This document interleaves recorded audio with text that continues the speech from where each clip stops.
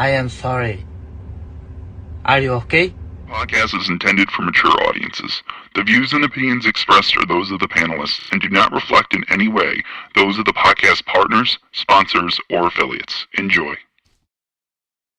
Hi, this is Michael Buffer, and you're listening to the voice of the people. Let's get ready for Boxing Voice. Every day I'm hustling, hustling, hustling, hustling, hustling, hustling, hustling, hustling, hustling, hustling. Every day I'm hustling, every day I'm hustling, every day I'm hustling. BoxingVoice.com. All the guys want, I want what Mayweather got. I want what Mayweather got. You done bust your ass like Mayweather. I was trying to fight every fighter. I sacrificed a lot to get to where I got to. What do you bring to the table? Let's get this on. Let's do it. Well, it's like this. Wait. All right, that's it. Hold on. Bernard, everybody calm down. Man, you know how these bitches is in the sport. Total disrespect. Kid has no class, no style at all. I sacrificed a lot.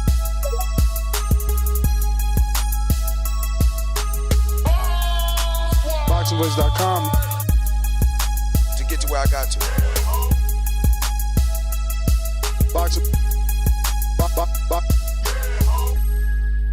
BoxingVoice.com.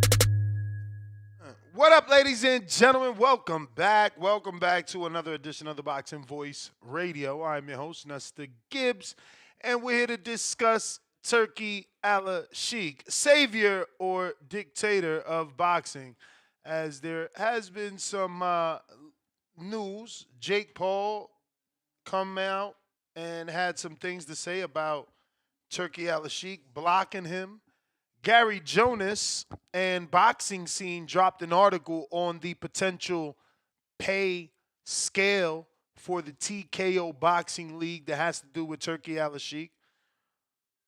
Little Floyd Mayweather clip that may or may not have to do with Alashik.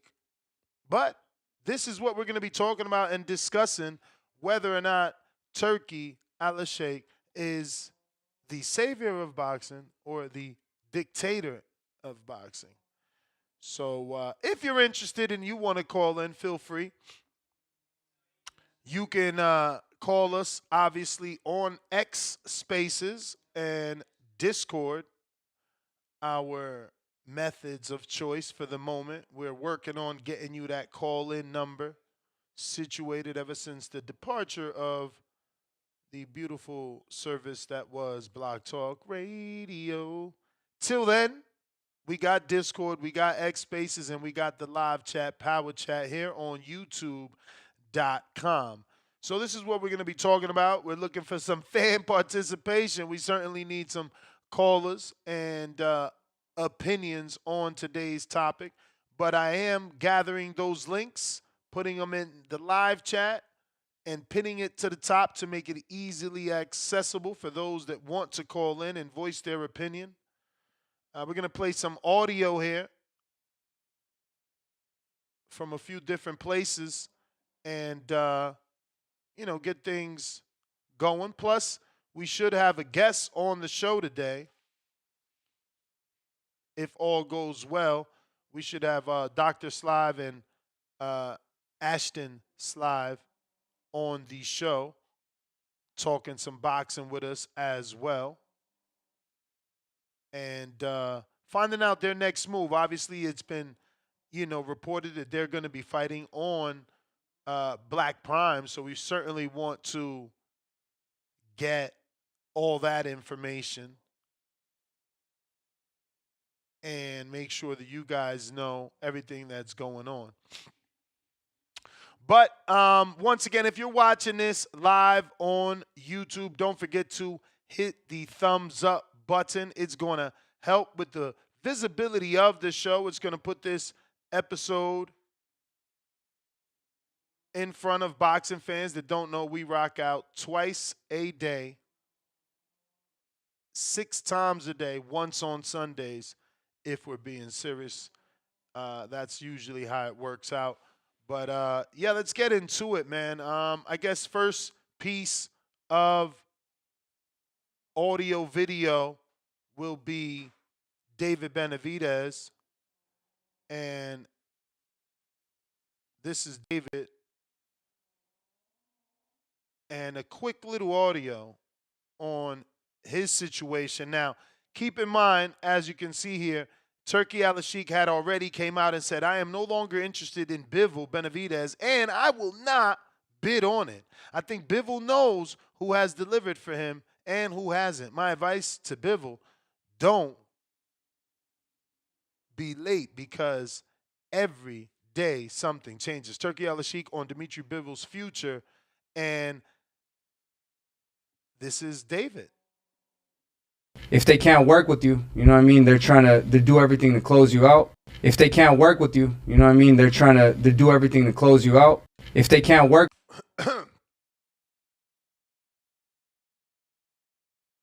Now, some are saying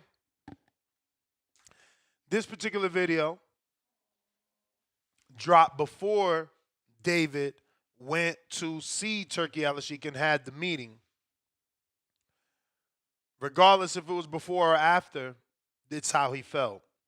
For some reason, he had that to say.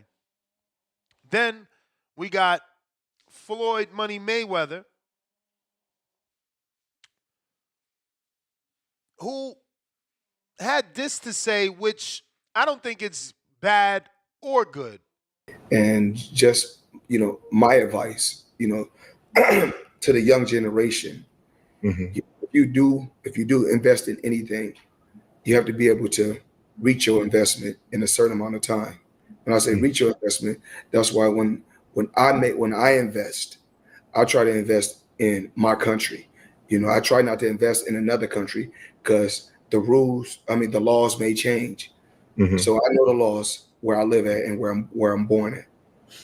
So is that kind of a thing with like some of the fighters that are working with Turki Alashik now as they go over to Riyadh and a lot of that is investing in the economy there. They're getting paid. Oh, no, I never met him. He seemed like a pretty cool guy. I can't really speak on his situation or speak on another fighter's situation. I'm just telling you my outlook on just my outlook on life, on my investments, and giving the young generation some advice. Yes, for sure. And obviously. And we have obviously this other conversation between Jake and David.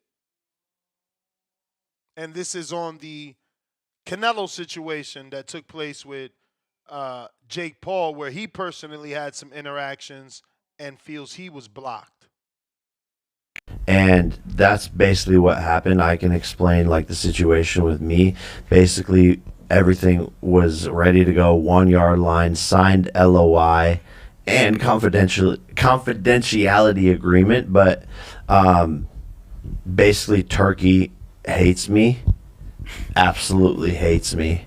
We heard through the back channels for multiple weeks because we've been negotiating since the Monday after the Tyson fight. So we were negotiating for 2 months straight. That's a lot of time. And the whole entire time, Turki was doing everything in his power to strip the fight, try to not make it happen, calling Canelo, calling Eddie Reynoso, basically saying, why are you doing this? Why are you doing this? To the point where he had to threaten Canelo to pull his 3-fight deal. You're not fighting Crawford. I'm not paying you any of this money. And he's basically paying him over $100 million for this random ass fight in May. And Canelo at some point is like, okay, you bought me. Like, I'm not going to fight this kid, Jake. What time is it? Now, my issue, you're willing to pay Canelo $100 million just to block Jake out, but you're not willing to give Canelo the $200 million or the $150 million that he was asking for to fight David that everybody wanted. So I don't know, man. They've been ruffling feathers, and that's all started, obviously, once Turki Alashik and Dana White announced that TKO Boxing League and their joint venture. But at one point or another, most promoters had something to say. Most recently, Eddie Hearn certainly, I should have got that audio, but Eddie Hearn certainly said he thinks he's the best promoter. So he welcomes, Dana and Turkey. He's not going out without a fight. We all know that Oscar had an issue with Turki Alashik not too long ago. And now, things have slightly changed.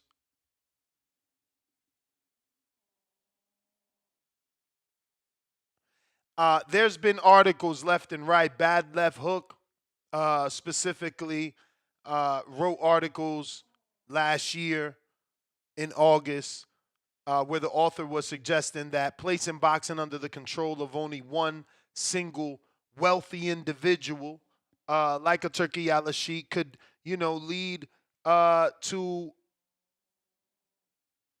ruining the sport and essentially it being a bad idea.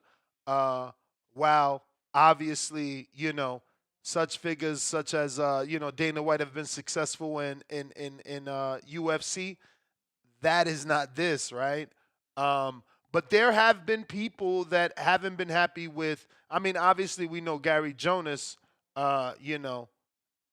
doesn't necessarily agree with the way that Turki Alashik does business. And on his website, you can find the alleged proposed purses and pay scale for the new TKO Boxing League. Now, that being said, Ring Magazine has come out and refuted that the article on Boxing Scene is factual. So, according to Boxing Scene, they obtained certain documents, and this is as followed, which, again, Savior or Dictator, if we're going off this pay scale, looking nasty, right? So roughly $20,000 for a 10-round fight by an unranked fighter, $50,000 when ranked by the company at number 5 to number 10, $125,000 when ranked by the company number 3 to number 4, $375,000 when challenging for the company championship, which again it's their own belt, $750,000 when defending the company's championship, which again is their own belt. But the issue is then Alashik came out and refuted that and said, this. Turki Alashik responds to circulating article regarding the TKO League, quote unquote, this article is not factually accurate. I think Gary Jonas should focus on his business in Florida because he doesn't want the FTC to call him again. I am wondering what is the structure of his business model with the rehab facility and boxing.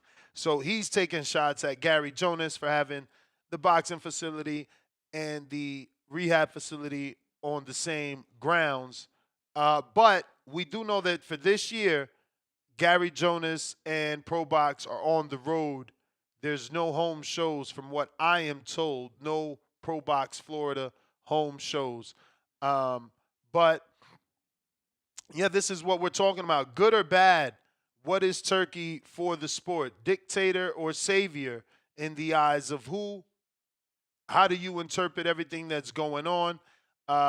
We just found out that, he blocked the Canelo and Jake fight. We're seeing that it's kind of a get down or lay down situation with him. He told Bivol that, right? Like, who's been feeding you, So we got callers. If you want to call in, Discord is available. X-Space is available. I'm going to go ahead and put that those links in the live chat, but it is pinned to the top for anybody that wants to call in. We got our first super chat of the day from JXV88, $5. Ness, do you think this is the PBC's fault or Benavidez's fault? Time and time again, Benavidez plays A-side games and avoids championships, not by accident. I don't know, man. I mean, Benavidez seems willing. He flew all the way to Saudi. He's always shown us he's willing. I wouldn't put the blame on him. He's always seemed like the guy that wants to fight everybody. I am Saint, $2. Too early to tell how the league does. Let's wait. Boxing glove emoji. We got Quest on the check-in. X Spaces. Yo, 1 2 1 2. Do you hear me, Ness? Yes, sir. What's up, Ness? Hey, shout out to everybody, man. Shout out to TBV. Hit that like button. Hey, is Alashik a savior or a dictator, man? I'm gonna say savior so far, man. I think he's been giving us the fights that he's able to.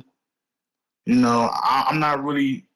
I'm kind of iffy on the Jake versus Canelo fight, only because Canelo he should be fighting guys like Benavidez, Crawford. I think Canelo versus Jake fight should happen way down in the line. You know, Canelo's still kind of at the end of his prime, but he's still kind of, you know, he's still fighting right now, so he's still a champion. He's still undisputed. Well, not undisputed yet. So yeah, I think a Jake fight should not happen nowhere anytime soon.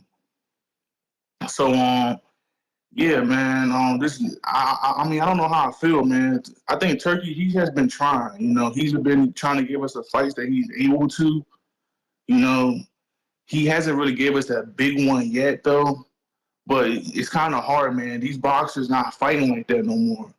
You know, these boxers, you got to give these dudes an arm and a leg for them to get in the ring nowadays. So, you know, I wouldn't call him a dictator, man. I wouldn't call him a dictator. I think that's just too much. You know, I know it kind of does look crazy that he blocked the fight, but I think we don't need that Canelo versus Jake fight. You know, we don't need no Jake versus Tank fight. You know, I think Jake, really, man, this dude should be fighting KSI, Tommy Fury, guys like that. You know, guys that's not even like, you know, champions in boxing right now. He should be fighting those guys, those Yeah, YouTuber but guys. You know, you saying we don't need those fights, but don't we need David and Better Beef and David and Bivol, and we ain't get that. And he also threatened Bivol.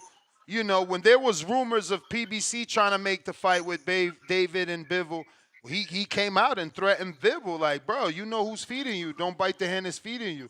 So, like, you got to take that in consideration. It's like his way or, and I'm not saying that, but there is some evidence to prove that it's his way or no way. Like, you know, Jake wants to fight Canelo. Yeah. He don't want Canelo to fight Jake. He stops that.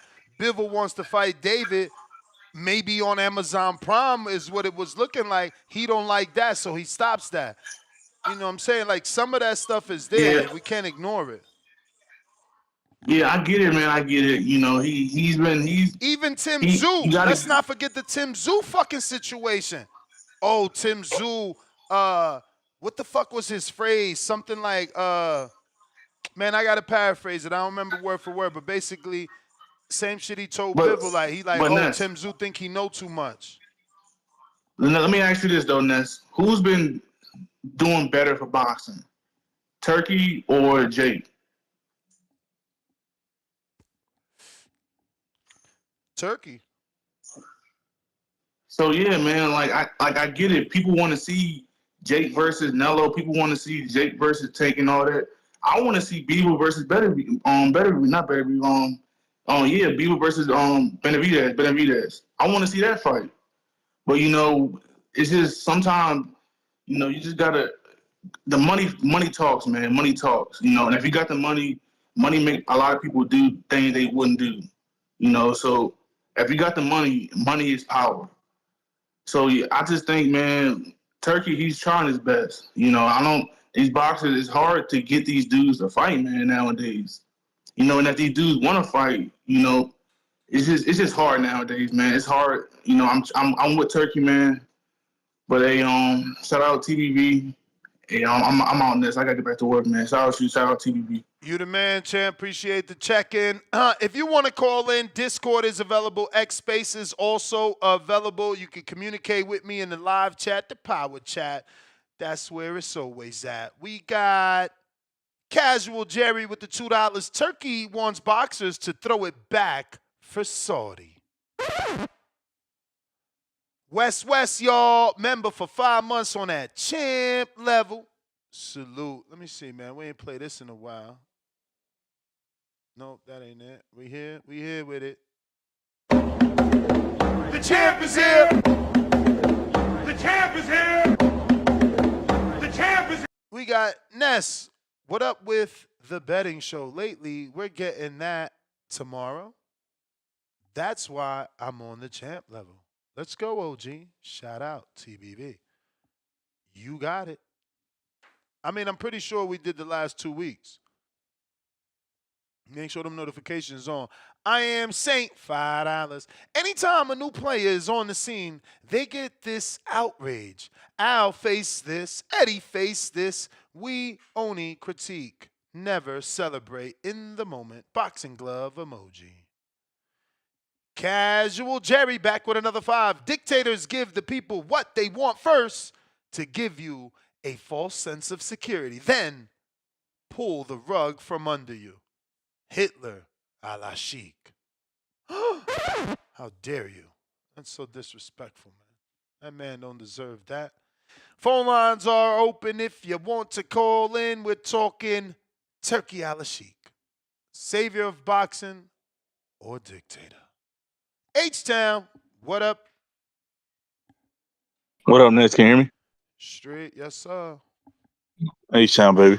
Hey, man, this is usual boxing business. I mean, we had a Bob block the Pacquiao Bud fight. We had Al blocking the Spence and Bud fight. It's usual boxing business, man. Everybody's always trying to, like, put themselves at the top of the totem pole of promoters or providers or what do we call them? Advisors, whatever title you want to give yourself. Everybody's trying to keep all the money where they want it. And that's what they're doing. Ain't no different. Turkey ain't no different. The only difference is we're not worried about the revenue coming back in. These guys that are complaining, okay, go fight with the other guys. Then when they tell you, well, we can only pay you what you brought in. Turkey don't do that. You don't get your money, guaranteed. So, I mean, it's just dumb business for you to go somewhere else. You got guaranteed money and you got maybe money. I was always taught to take the guaranteed money, Ness. I don't know about you. Because that maybe money sometimes funny. Yeah, but I'm for out. sure. But what about the Bivol situation? It seemed like Bivol wanted to, get in the ring with David. Seems like David's team presented some sort of an offer, and it seems like that made Alashik upset. Just like Canelo. Canelo had a 3-fight deal. He was allegedly able to do whatever he wants. Turkey gets mad. He can't fight Jake, and now he's got an extended 4-fight deal. I mean, you can't ignore that. What about the Zoo situation? He wanted Zoo to fight.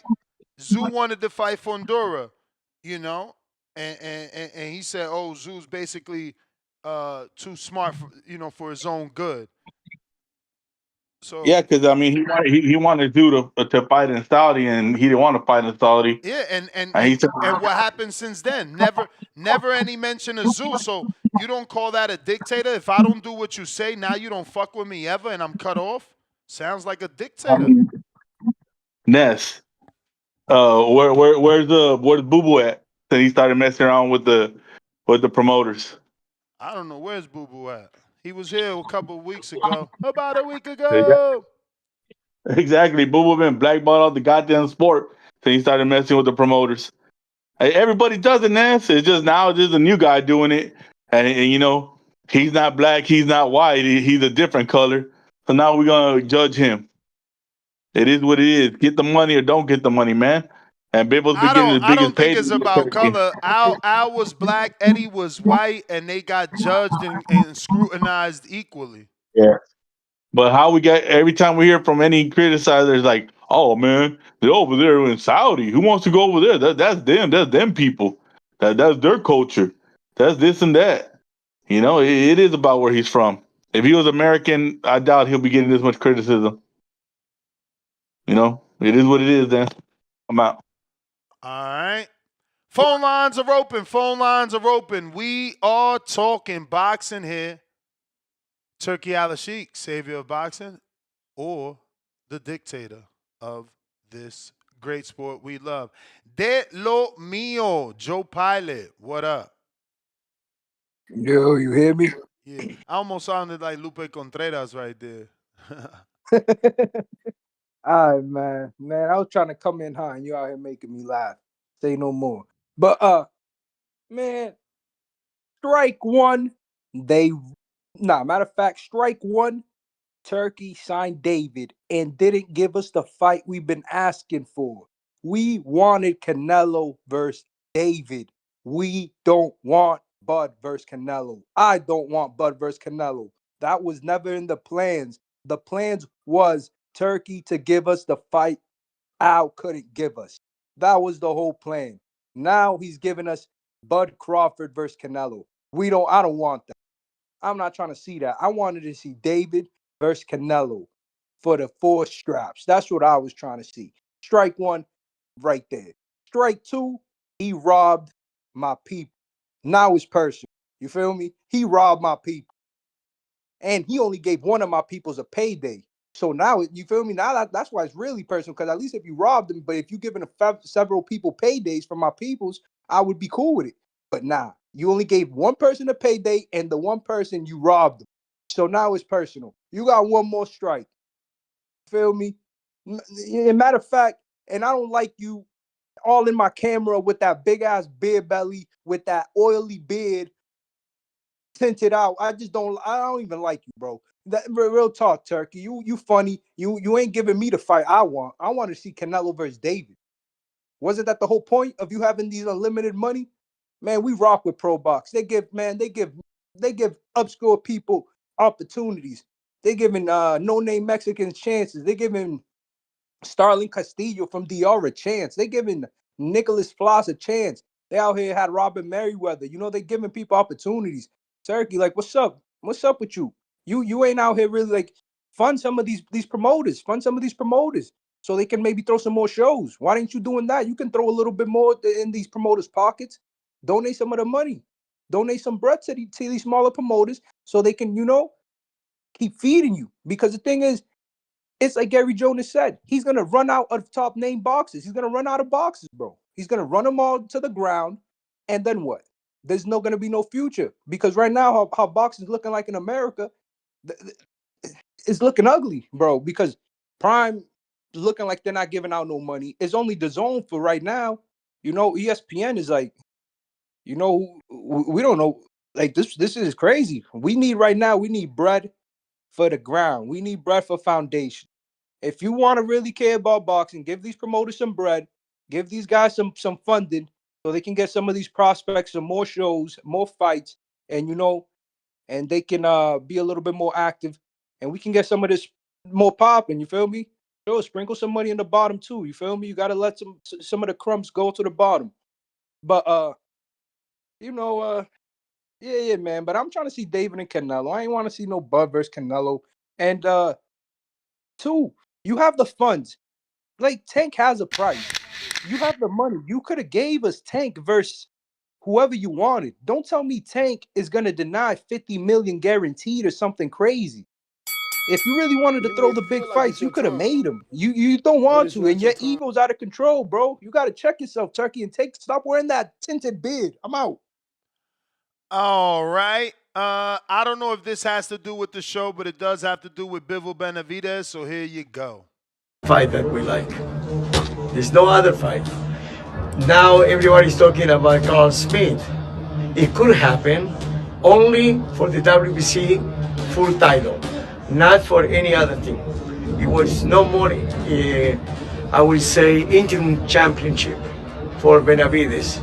So now he taking my advice. Now he don't want to unify interims. He that's beneath Benavidez now. Damn, you late to the party, Samson.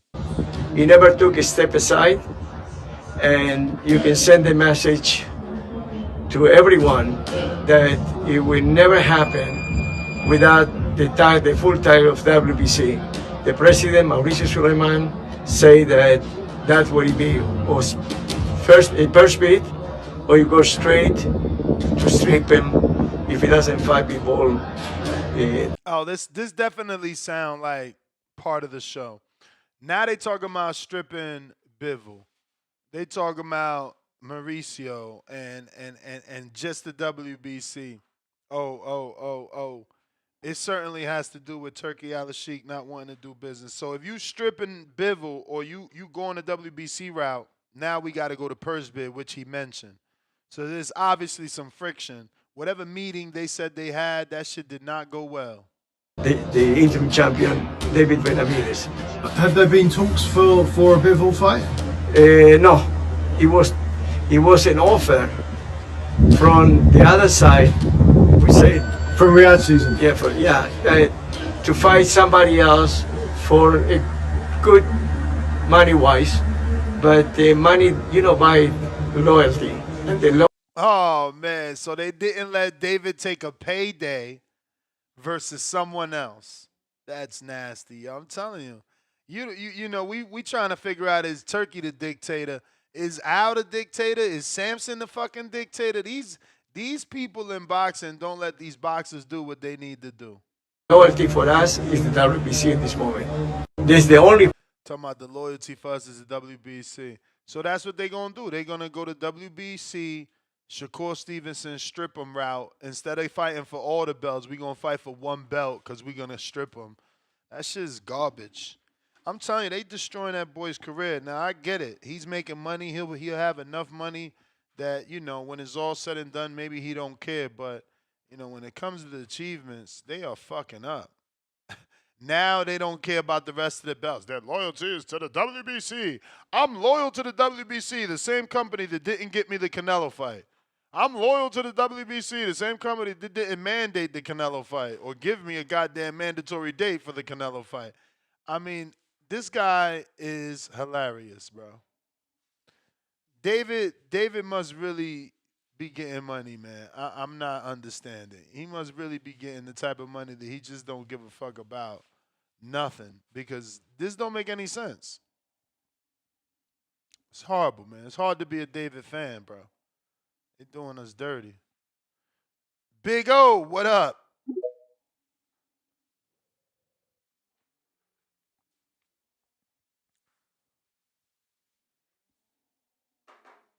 That shit is nasty. That's crazy.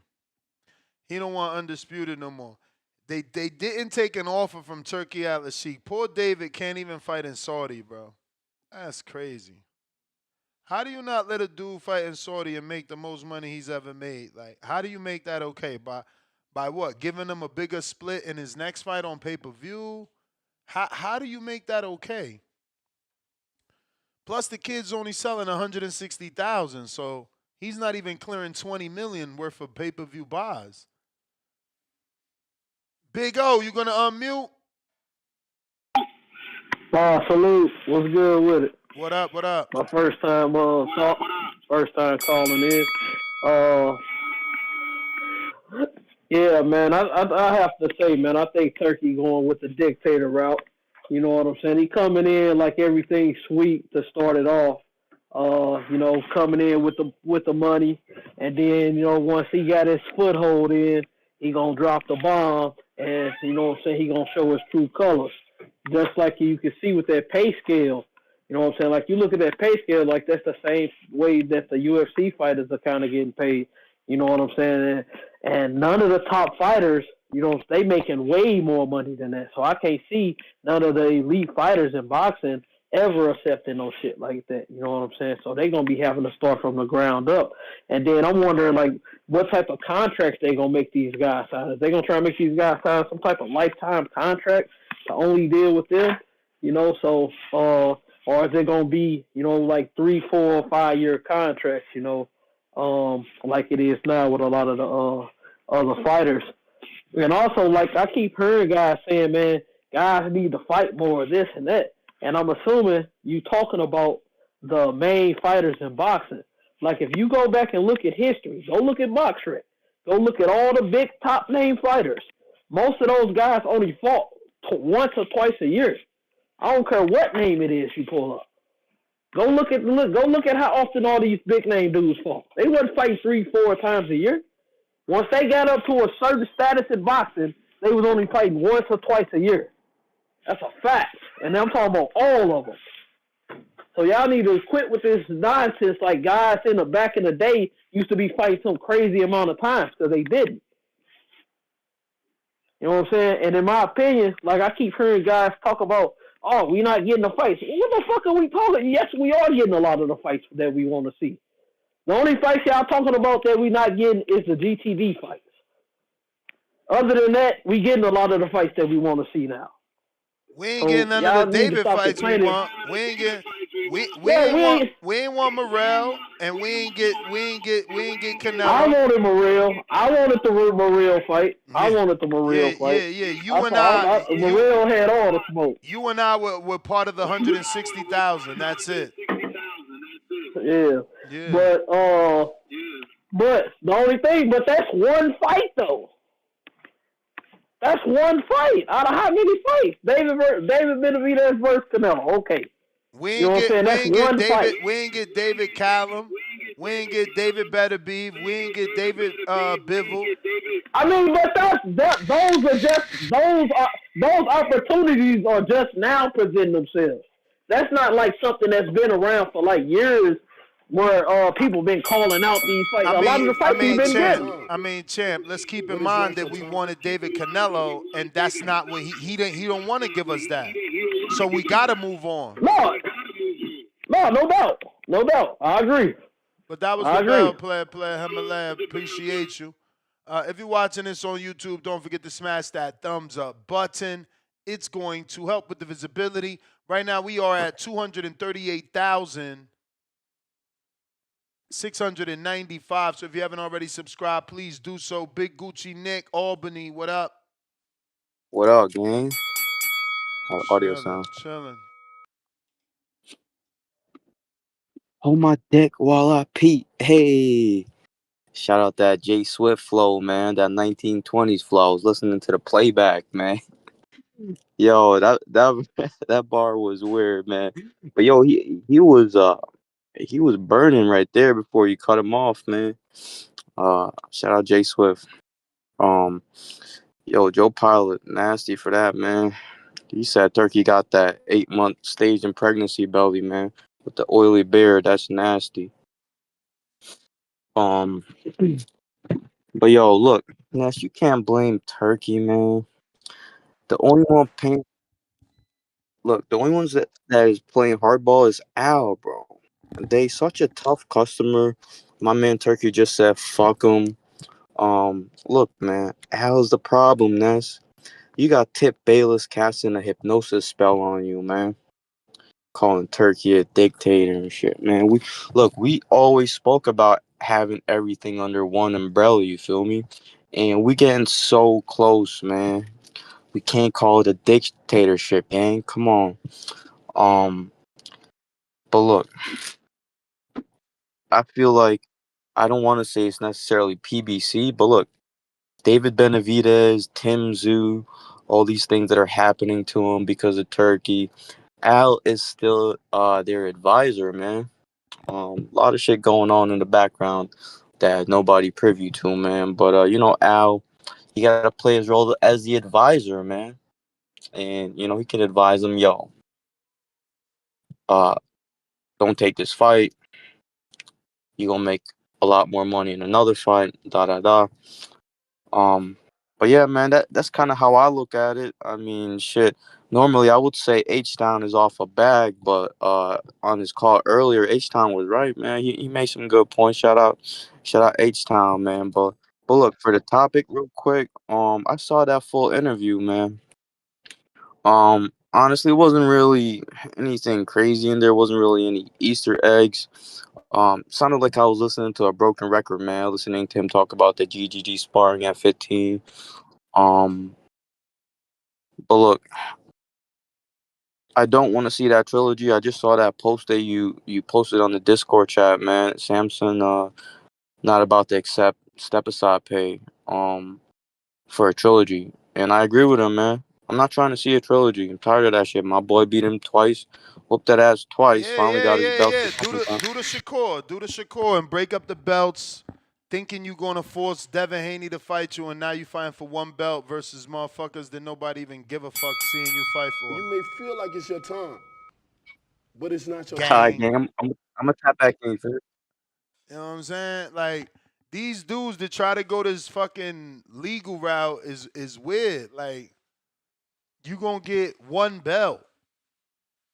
Bivol gonna drop that one belt. Now you're gonna be fighting who for this one belt? Let's just look at the rankings so y'all can. I mean, this shit is just, oh man, sometimes it's sickening. If Bivol dropped the WBC belt to fight Arthur in the rematch, we get the rematch, just like Gary Antoine Russell. We get the rematch with David and David Morrell. There you go. Number one is busy with the WBC champion who's going to drop the belt and fight for the rest of the belt. So Arthur, number one, busy with champion Bivol. Interim champ gets to fight David, number two, for the vacant belt. Yay! That's what we want. We want that twice. Come on, fellas. We got to stop. We got to stop, man. Everybody loves David, but it's time for him to it's time for him to put his big boy pants on and make a decision to leave these people. They stagnating him. They slowing him down, man. They slowing him down. I'm sorry. Everything after Boo Boo has been irrelevant. Everything after Boo Boo's been irrelevant, man. Nobody needed that Morrell fight. Morrell ain't accomplished nothing. No disrespect. I know that sounds horrible, but it's just he didn't. He's just another guy in the grand scheme of things. We got I Am Saint counterpunch for H-Town. Ken Stone, excuse me, Ken Stone, $5. If Turkey is the savior, he'll give us Khan versus Broner. And Canelo versus Ward. Floyd versus Pac 2. Wilder versus Usyk. AJ versus Fury. Conor versus Paulie. Cruz versus Keyshawn.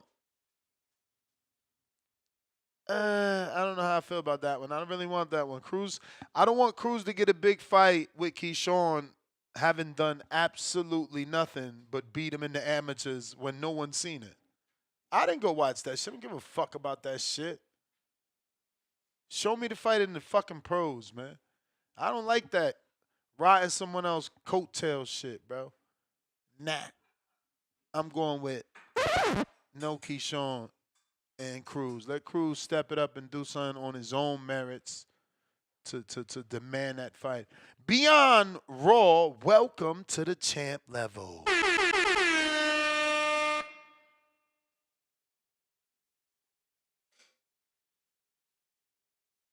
The champ is here!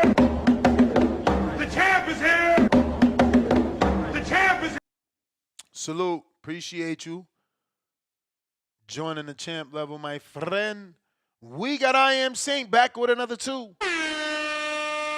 Pay scale was refuted. Turkey emoji. Of course it was. Leak. Yo, that was Lance Pugmire that wrote that article, man.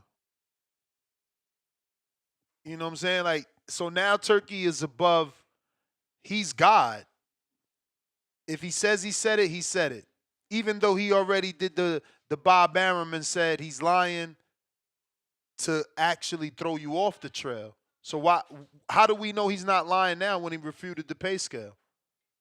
He should have never said that. Remember, he restored belief in the Bible of boxing, but by saying that you lied to us strategically, why won't I always wonder when you're lying to me again strategically? Like, y'all stupid not to even consider that. Come on. Saint, you got to do better. Oh, Turkey said it's not true. So it's not true because he's the savior of boxing. Sure, buddy. Sure. Leonard Sterling, 5-pounder. Vadim and Hearn say they have not been in any negotiations for Bivol versus Benavidez. Sampson quoted before the both sides sent offers. Don't believe Sampson. Hey, man. I've been saying this. DJ Double D, $2. B stands for Bronco, BMW, Benz, Benavidez, Beats, Bivol. Okay. Really didn't get the W, but okay. If you're watching this on YouTube, don't forget to hit that thumbs up. It's going to help with the visibility. And if you haven't subscribed, please do so. Right now, we at 238,695 subscribers.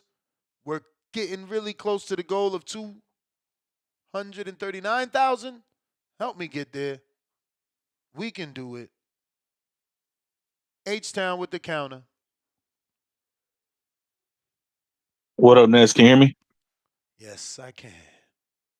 H-Town, baby. Hey, what I've been telling you, Ness, Team Benavidez, the dumbest team in boxing. Man, I keep telling you, man, these Benavidez fans, which I mean, he ain't really got fans, you know. They ain't really his fans. They're just all flow modes. They hate Canelo. And, you know, they're looking for somebody to ride their coattails so they can have an excuse to shame Canelo. But, you know, it is what it is, man. They've been using Canelo's name forever to get clout. Every time the fight comes about, they find a way to get out of it, or they make a mistake and they end up in a different division. And they're turning down money from Saudi. Hey, man, the truth is David's team don't got confidence in David. You know what I mean? It don't boil down to nothing else. I mean, they don't got confidence in David, man. They think I guess they don't think he could be Bivol or better be with Canelo. And for the guy that said that, these fights they just came up recently. No, we've been talking about David probably fighting Bivol for 3 years and probably fighting better be for about 3 years. Ever since Bivol beat Canelo, they've been talking about David could beat Bivol. So I mean, we quit that lie. We could quit that lie. They're just turning down money, man. The dumbest team in boxing, man. I don't even know what to tell these so-called David fans, man. Where's my boy Two-Tone, man? He needs to defend this crap. You know, he needs to get away from there. You know, I guess what's his name? Larry the Lender was right. You know, maybe Al don't like Hispanics. Maybe he's just holding there until he gets a black fighter that's good enough to beat him, and then he's gonna put him in that fight to push his black fighter. I don't get it, man. David don't get no damn respect, and yet we're the haters. Cause hey, last time I checked, Ness, I bought his fight, but his fans over here fire sticking it. Man, that's crazy, man. I'm out.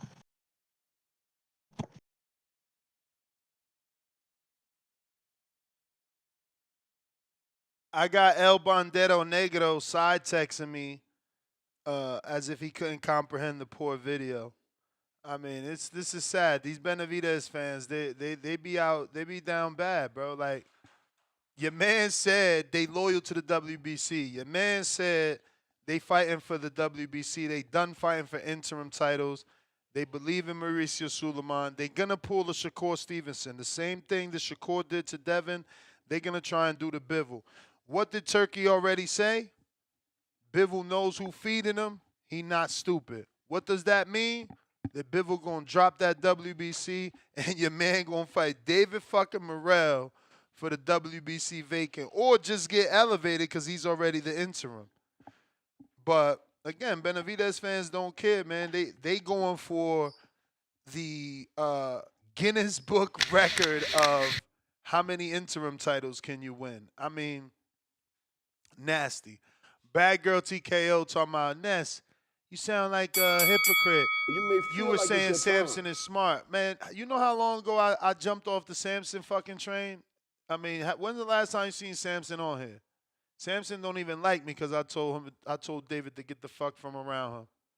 I mean, look at him doing interviews right now telling you that the fighter you want to see fight, the fighter that allegedly didn't take his shot at Canelo because he was moving up to get a shot at Undisputed, is now about to fight for a vacant or get elevated via email. Jesus Christ. Jesus Christ, man. Hey, it's going to sound ignorant, and I don't condone violence, but I mean, I can see David smacking Samson one day. This shit is getting out of hand now, bro. Let's just be real. The frustration has to set in at one point. You know, every plan you give me doesn't work. Only plans that you give me that work are the Mickey Mouse Al Heyman plans. I mean, come on. Those are the ones that work. Yeah. We'll get you fucking Kyrone Davis. All right, that worked. Yeah. We'll get you David Morrell with 11 fights. Okay, that worked. We can't get you nothing else but except the Mickey Mouse fucking plans. This shit is getting nasty. He's got to do something. But again, a broke man telling a rich man to do something, I sound like the fool, right? Isn't that J. Cole?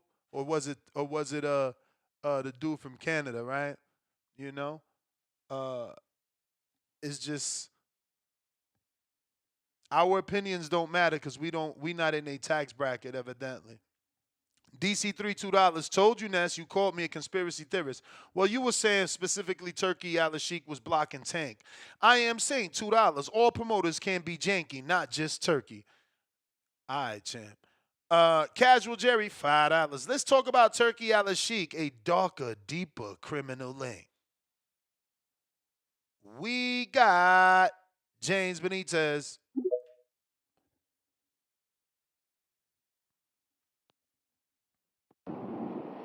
Yo, what's up, Ness? What You hear up? me? Yup. Ain't shit, man. Shout out to David, man. So he ain't no longer trying to be undisputed with the undisputed interim champion no more. He trying to just secure one belt, the same shit that he already had going on at 168, right? So that's the play now. That's allegedly the play. It sound like Samson going to force the WBC to strip Bivol. And that's why they're loyal, quote unquote, loyal to the WBC. So they looking for strip mode like I Shakur mean, did. look, man. More and more I reflect, man. Yo, it's crazy. You're The absolutely right. motherfuckers don't want unified belts no more. They rather go find the Infinity Stones themselves. Listen, I owe you your whole call. This Ashton Sylve and maybe his father, Dr. Sylve, I'll get back with you. But that's just wild to me that you rather go on the hunt for all the belts. I guess they don't like the Devin Haney route, because y'all hate on Devin and y'all say he had the easiest route to Undisputed. So maybe David and Samson decided that the master plan is to force the WBC to strip Bivol so that they don't have to get the easy route, quote unquote, to the Undisputed. I don't know. It just sounds like a complete fool. Ashton, what's going on, champ? What's good? Oh man, just talking boxing with the community and happy to have you. Obviously, we've all seen the news, so I am actually excited to get you on to get that news firsthand. Seems like you should be fighting on Amazon Prime. On Excuse me, Black Prime. yeah, Am I correct with that? Because I have been seeing fight posters saying you're going to be fighting on Black Prime. sure. In Atlanta. All right. So congratulations first and foremost on bouncing Thank you. back and getting back in there. Looks like the date is going to be April 26th in Yes, the sir. College Park Arena. Gateway Center. Nice, man. I actually like Atlanta, and that area of College Park is pretty dope. Gee, it's gonna be my first time out there, so yeah, I'm excited for it. So you've been out since the loss. Let's start there. Why have you been out of the ring so long? First I went to get stem cells done, so I went to Columbia, and I was just waiting to let that recovery of the shoulders and hands process with the stem cells. But honestly, usually I kind of be out for a good while after every fight. I be out for about 5, like average around 5 months, just for those reasons of the little injuries that I just want to take time to heal up and everything, and two, trying to find an opponent. that's always been a good little struggle for me. But Now, obviously, everyone's big question is going to be, why are you not with MVP? Did you decide to ask for a release? Were you never really with them? Did they drop you? What exactly happened? yeah, no, the contract always been this way for me to fight under or outside of MVP. So it's just always been, like I said, that way. And this fight it came up, which I always done or spoke to the people from BOK Prime, and just I guess coincidentally, my dad hit me up saying that they're having a show around the time that I wanted to fight in April. Um, so it kind of just all aligned, and we just kind of went with that fight just to get everything started to move. So But you yeah, so you are with MVP? yeah, Oh, you are. Okay. yeah. All right. All right. All right. But they're not a part of this promotion at all. No, Okay. Now, how do you feel about the Lucas Body situation and him being signed to MVP, and they gave him a hometown fight in Toronto? While if you're still with them, they're not giving you that at the moment. they did talk to me about giving me a fight, a hometown fight, but I was still recovering from the stem cells, so that was kind of one of the occasions. But him being signed to MVP is a good thing for me because it kind of puts us in the same category to be able to, or for the fight to be made for a rematch a lot easier. But at the end of the day, always going to fall on him, whether if he wants to get back in the ring with me or not. Speaking of it falling on him, yeah, we had him on here a couple days ago. Obviously for his victory lap, he got the win, and I asked him about that rematch, and yeah, he's not really jumping up out the window to do it. He wants you to kind of bounce back. Right. So yeah, he's looking at other names in the division. But did you watch his fight? No, I didn't. Honestly, I think I tell people all the time that I'm not the biggest fan of boxing. There's like a few people I look out for. Like, I guess people that I like, or some of my friends I watch their fight. But other than that, I'm kind of doing my own thing. But my dad is always on it, so I was downstairs while he was watching it, and shit, he just kind of gave me up the updates on what that fight was about. Did you watch it? I did. I did.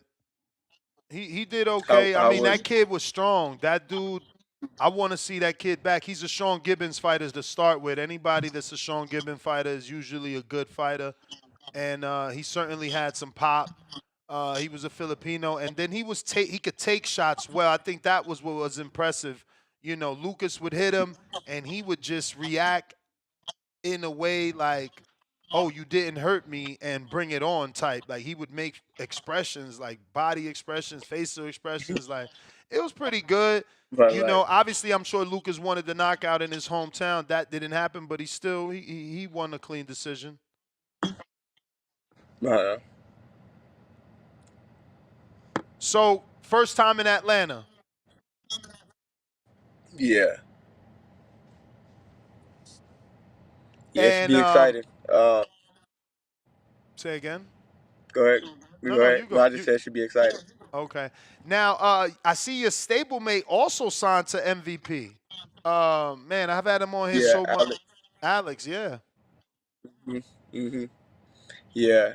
Um, I mean, his time was coming. Whether it was the zone, I mean, Matchroom or Top Rank, whoever won him, it was about time. I think he has 7 fights now, 6 or 7, and Hmm. each one of his fights was very much an improvement from every other fight he had.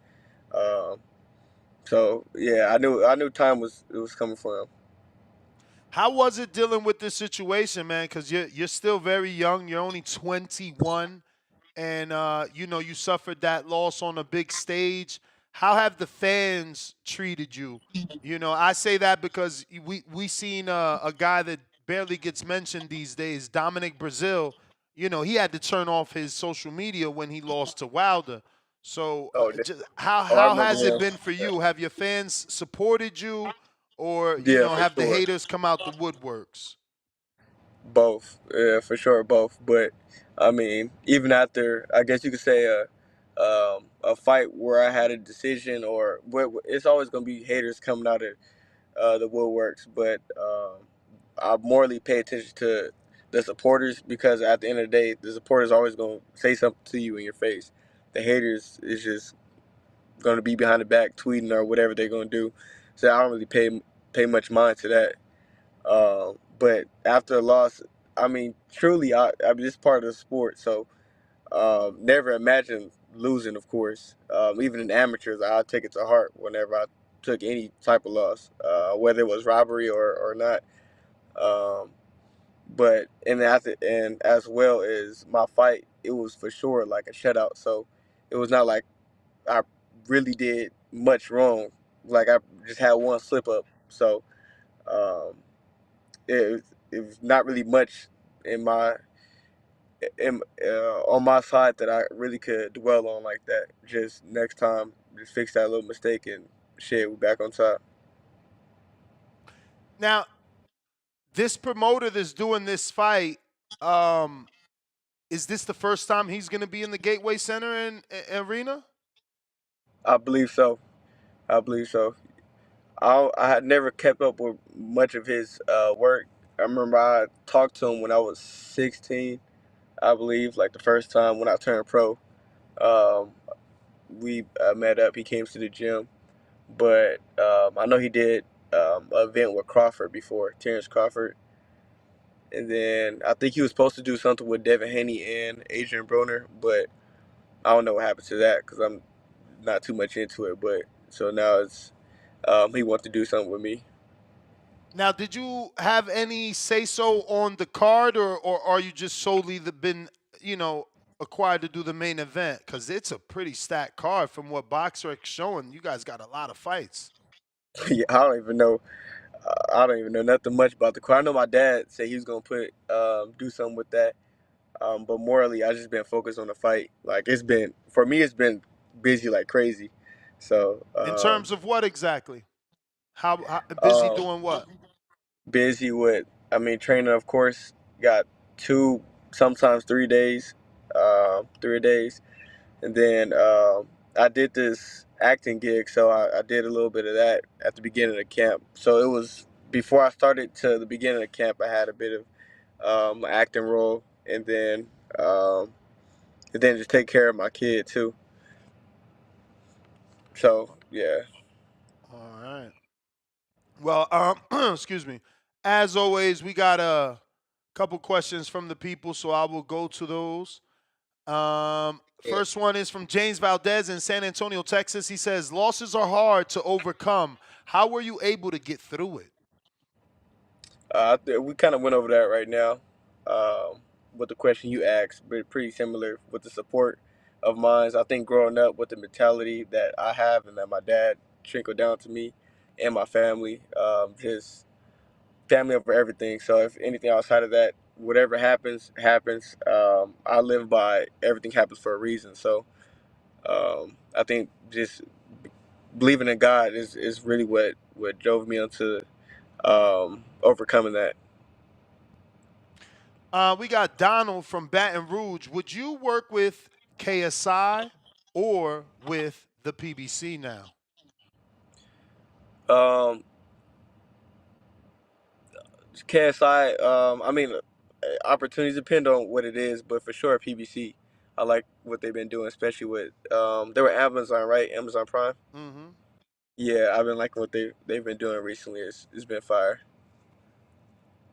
Um, since we brought up PBC, did you think anything would have came from that back and forth with you and Tank, or was that just strictly Twitter, or did you have a hidden agenda and like, man, maybe I could get a fight out of this? That was it wasn't in the back of my mind, but if it did come, that'd have been crazy. But no, it was just a back and forth for the most part. And did you expect the outcome that we seen? And what was your overall thoughts on his fight with Lamont Roach? Uh, honestly, no. But it's always, but for with tank fights, it's always like it's like a Canelo fight. You just waiting for a knockout. Like you just is you see the experience and the setups, but I mean not all the time that works. Like you see from his last fight, yeah, I think he was trying to set Roach up, but Roach was um, just an incredible fighter, and as well as he was a champion in the weight class below that, so that kind of gave me an idea of what type of guy he was. Then leading up to the press conference to see how he wasn't backing down or bowing down to anything that what was going on during the press conference, kind of I wouldn't say gave me confidence, but just let me know something about Roach. I got the next one is from Raymond. Hey H2O, what's one drill you wish you did more of as an amateur? Could you please explain the benefit of how it would help any little ones coming up? So I guess by little ones he means any amateurs. Yeah, drills. I, I always said start down from the feet up. So any footwork drills, whatever that is, just moving around the ring, doing cone drills. But just as long as you work it down below, everything else gonna be fine. Big O in the 581 says, what do you think you did wrong in the Lucas Body fight? If I were to say one thing, probably just I just lost lost interest for a second. Like it was just kind of just I guess I was maybe looking for a knockout, and it was just like to me the shit was getting boring. It was just like the same. Like I was countering with the same stuff, and we was like on round 6, and I was just going to try something new, which I saw it, but I just didn't move out the way enough. So that was just about it. And after I made that mistake, I was trying to do something else again instead of covering up or being defensively sound. So I guess just stay defensively sound and locked in. We have Clay. Are you still in talks to fight Floyd? And what do you rate body boxing skills 1 through 10? Talks of fighting Floyd. Usually my dad Schofield. handles that. Yeah. So usually my dad handles that, like all that. Even when the fight was being announced, I was letting my dad pretty much handle all that, which he been all my career. But he'll give me updates here and there. But after hearing my dad and his dad talking back and forth about whether the fight was going to happen or what he wanted the clause, like it was just too much for me. I just like to just focus on the fight, so I just let him have handle that. And then body's boxing skills, I give it like a 6.5, like a 6.5. What could you tell us from your behalf on why that fight with Schofield didn't happen? Like, what do you Um, know that, like, what's the reason you were given why you didn't get to fight him? uh, he got elbowed in his ribs, so I think he fractured his ribs or something from an elbow in sparring. Yeah. How was your confidence going into this next fight? Um, Maybe even the same or even better. Why would you say even better? Just overcoming that situation. Because I mean, after you overcome, I guess you hit rock bottom, you would say everything else is just up from here. So that's what I feel. Like now, I got to see how people reacted towards it, how people, I guess you could say, changed or revealed themselves. So and as well as my skill set. Like I just like I said, it was a shutout throughout the whole fight, just that one moment. And if it wasn't for that one split of a second of me doing whatever I did, I'd have been on to the next. James Benitez in Atlanta, so I'm hoping he's going to go watch you fight live at College Park. He says, Ness, myself, had the nerve to consider Lucas Body a title contender after landing a fluke punch on you. I look at him as a prospect. Besides you knocking him out in the rematch, do you feel he could compete with any of the champions? No. Like, who's champion right now? There's Keyshawn, Devontae, um, Shakur. Lomachenko, Shakur. Yeah, no, negative. No. No. So he can't compete. He didn't even say win. He can't compete? No. Okay. Shots No. fired. We got Ruin at 504. What do you think about a rematch with Lucas Body? Did you answer that already? If you What answered, do you say? What do you say about a rematch? what do you think about a rematch with him? Like, basically, would you Oh, do it? yeah. Yeah. Yeah. For sure. I got Octo that says, yo, champ, who's your favorite music artist? And give us one good movie we should watch. Um, so I got three for sure that I can't put at no order. But it's Michael Jackson, Okay. Chris Brown, and Justin Bieber.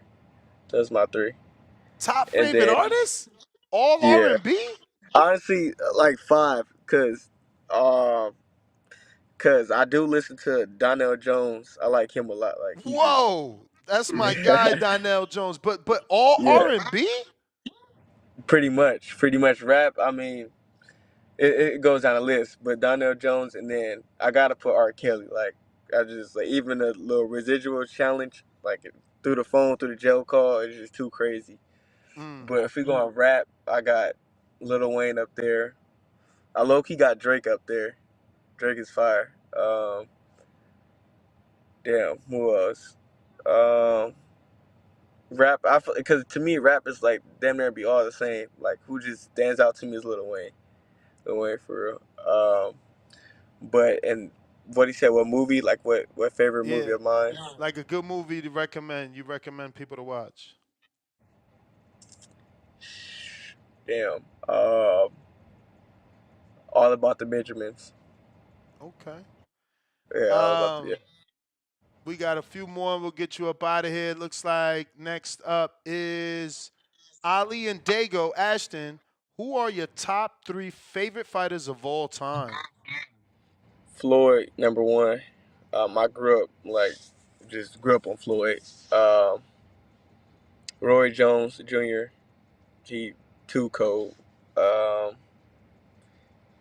I wish I could say Adrian Broner. That was like Michael Jordan and Kobe. But I'll just say I'll say I just say Muhammad Ali then. Hmm. Let me see here. Next one is from Major Media. In my opinion, you were cooking the 30-year-old prospect before he got a lucky punch. Do you think These people Lucas is funny. scared to give you the rematch? Low key, I get even from the last two performances, everybody or a lot of people were saying that it's not as good. But I feel like the guy said, I forgot his name that you just mentioned, Major but Media? yeah, Major Media. He's 30 plus. I don't know how old he is, but he's about 30 years old. Um, he's at the tail end of his career, so I'm sure that he's gonna try to make his way to the top before his time is up, or before he got to give me a rematch to stay around or whatever. But yeah, I got boxing talk up north with Ryan. He says, Ryan from Toronto, Canada. Have you or your team been in talks with Turki Alashik or TKO Group for a fight? I believe you are the type of young talent they are seeking. no, not that I know of that we're in talks. That would be fire though to work with Turkey. The TKO, a little skeptical about it.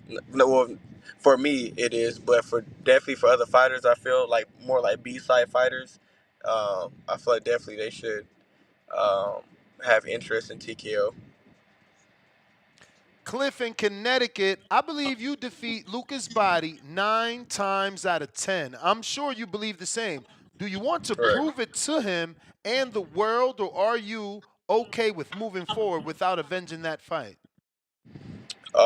It more so it wouldn't be proven to him. No, I feel like everybody feels the same. They like it's nobody else is saying different. But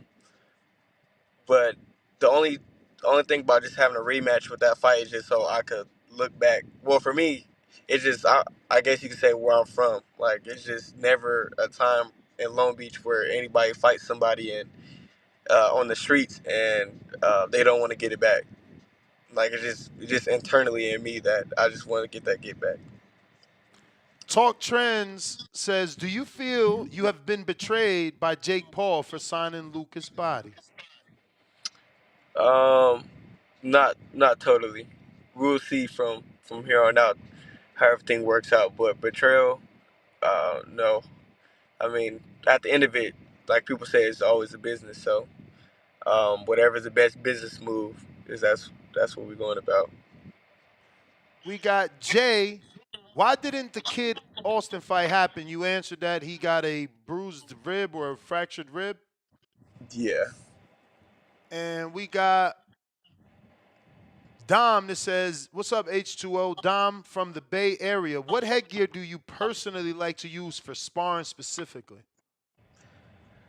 Um, there was this when I was younger. I used to wear this Adidas. So basically, the open face. I like that a lot. But if not that, just the regular winning headgear. Mr. Leon from Philly, what are some of the businesses you're currently invested in or interested in? Um, I'm interested in almost everything. Honestly, that's what I always said when I was younger that I wouldn't box for so long because I just like to dive into everything. But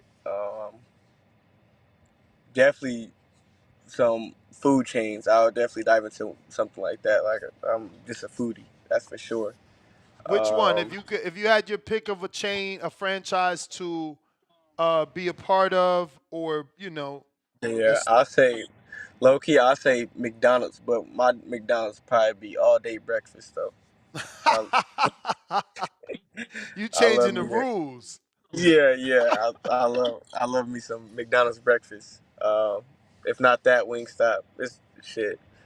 I could keep going on the list to be honest, but yeah. Damn, but you always look in good shape. So you a foodie. How do you, I guess, indulge without ballooning? Um, this time I low key did balloon a bit more, so bulked up. Um, but shit, I don't even know. I think it's just a time and place to be doing stuff like that. For sure. I guess that's what you say. Yeah. I got Laugh Out Loud Pillow. He says, all the way from Phoenix, what up? Real ones still rock with you. So no words, all love. Yes, sir, for sure. Thank you.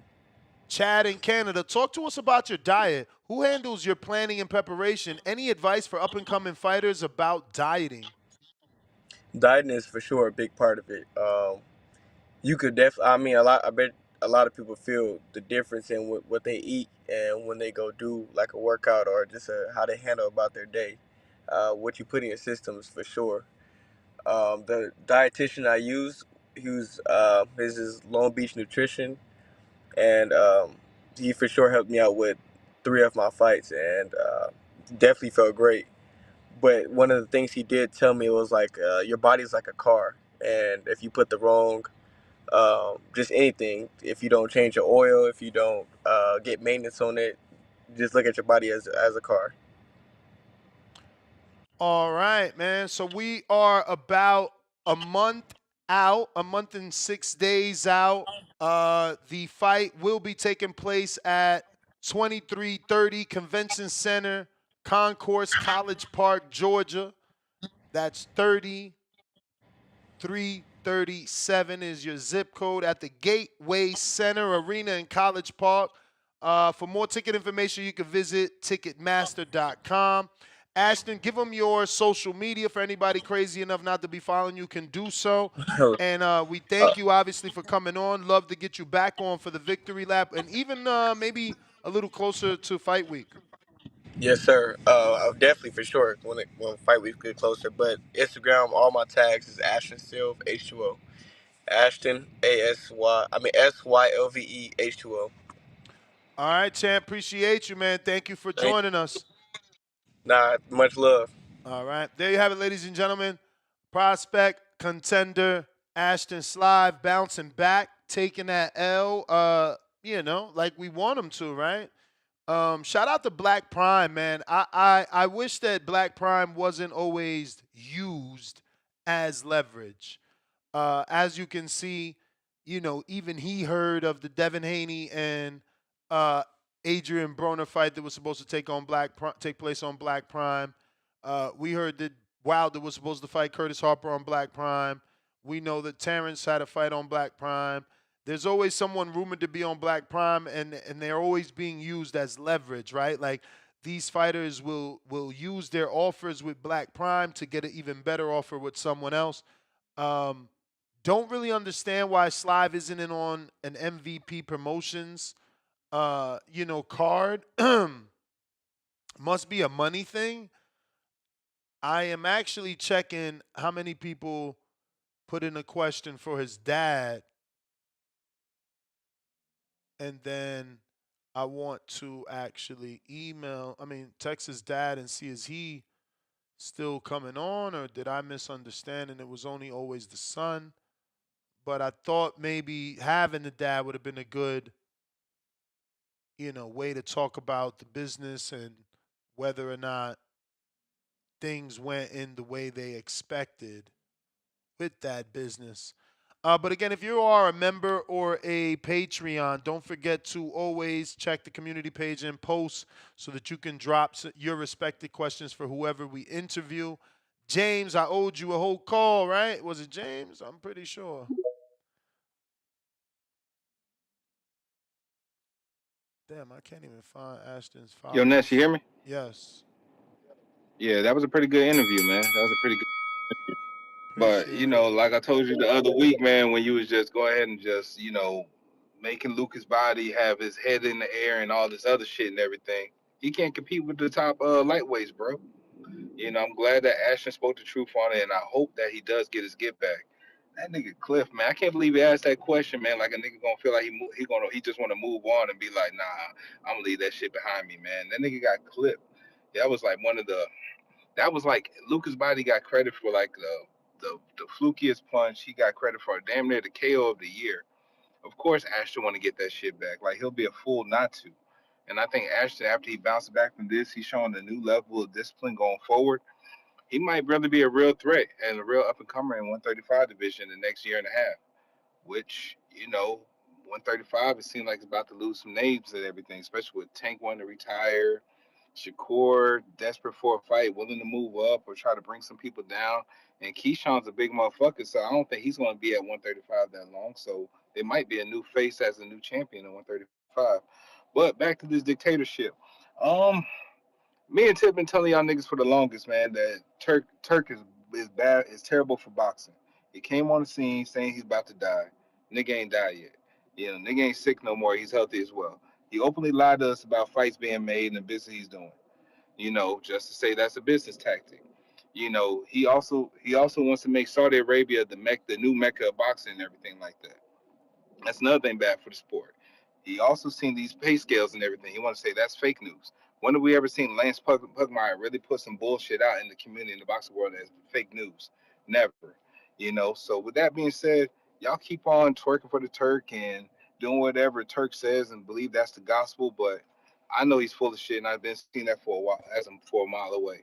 Like niggas in the community, man. The nigga Cliff, he full of shit. That nigga Quest, he's full of shit. I keep running down the list of names, but those are the only ones that are fresh in my mind right now. But as always, Ness, shout out to you, shout out to the community. Yo, I appreciate the content. hold up, cause you on your Atlanta shit. So obviously the card ain't that crazy. I'm not seeing no real names. I'm gonna screenshot this. Maybe Amado Vargas is gonna be on it. It's looking like maybe Amado makes the cut. not Okay. a not This is a not a good lot call of for him. not a lot of known names here, but yeah, what does this look like as a person from Atlanta? Like, is this a good night out? Is College Park Gateway Arena a good place, a safe place? Like, what are we talking Yeah, about here? What are we yeah, it's looking safe. at? Yeah, it's safe. Yeah, it's safe as shit, man. It's safe as shit. It's right by the airport, man. So it's heavy police traffic over here. So it's really a safe place. It's a nice hotel district, like with the You may concourse feel like it's area. your You got time, nothing but high end hotels. but it's So not your time. that's easy. It's easy to find luxury stay and everything. So you ain't got to worry about that. And then on top of that, man, they right down the street from like good venues and everything to eat. Like if you over here in College Park, East Point area, just hop on Virginia Ave.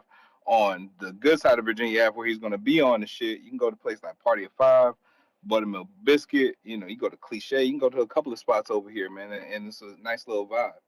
So you're gonna be all right, especially if you came out here. If you decided to do like a quick vacation before you went back down to Florida. Look, man, I'll take you around and show you a good time around the fight.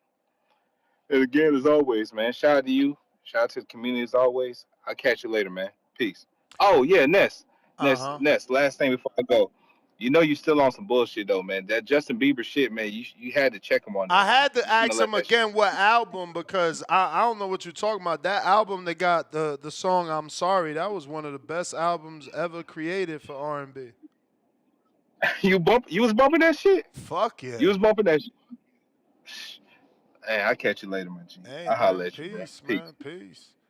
Listen, I do know a few dudes. Roderick, we know. I actually called one of his fights in Atlanta. He's been on a couple PBC cards and lost. He's a ticket seller in Atlanta. We know Javon Campbell. This is I think his nickname is like Wooda or something like that. Casey Dixon, I'm not sure. This one is like kind of familiar face, not sure. Amado Vargas, we know. I don't know did he make the cut because that was a tough fight the other day, but it is more than a month off before this fight. Traquan Pettis, again, familiar name. I don't remember this face, though. And the other one is, I think that's it, right? Yeah, that's it. I don't really know the rest of these guys. But yeah, that's the Atlanta card, man. College Park. Any Atlanta people out there, let me know. Are you going to see Ashton Sylve? Is College Park Gateway Arena like somewhere you want to be on a Saturday night and you like, oh, they got a fight? Yeah, that's a dope area. I'm trying to go. It's going to be an event, right? Also, don't forget, TBV is doing the PS5 U Studio PS5 raffle. The PS5 I had here, you know I didn't use it. I'm giving it away. One of y'all gonna get it. I say giving it away, but you really got to enter the raffle to get it. It's a $25 virtual raffle ticket. You can buy that with Zelle or Cash App. Make sure you put PS5 raffle. Make sure your name is clear so that when I announce your name, you can immediately DM me your mailing address and full mailing name. But we're doing this for this month. And, you know, we're going to do another raffle for next month on the gloves and the headgear that you guys wanted. We put together a set. I don't have the groin protector. It's in the other studio in Florida, and it wouldn't match anyway. This one is red, white, and beautiful metallic colors. But, yeah, $25 to the Zelle, to the Cash App, gets you in the running for the PS5 raffle. We got Tip Bellis on a check-in. What is up?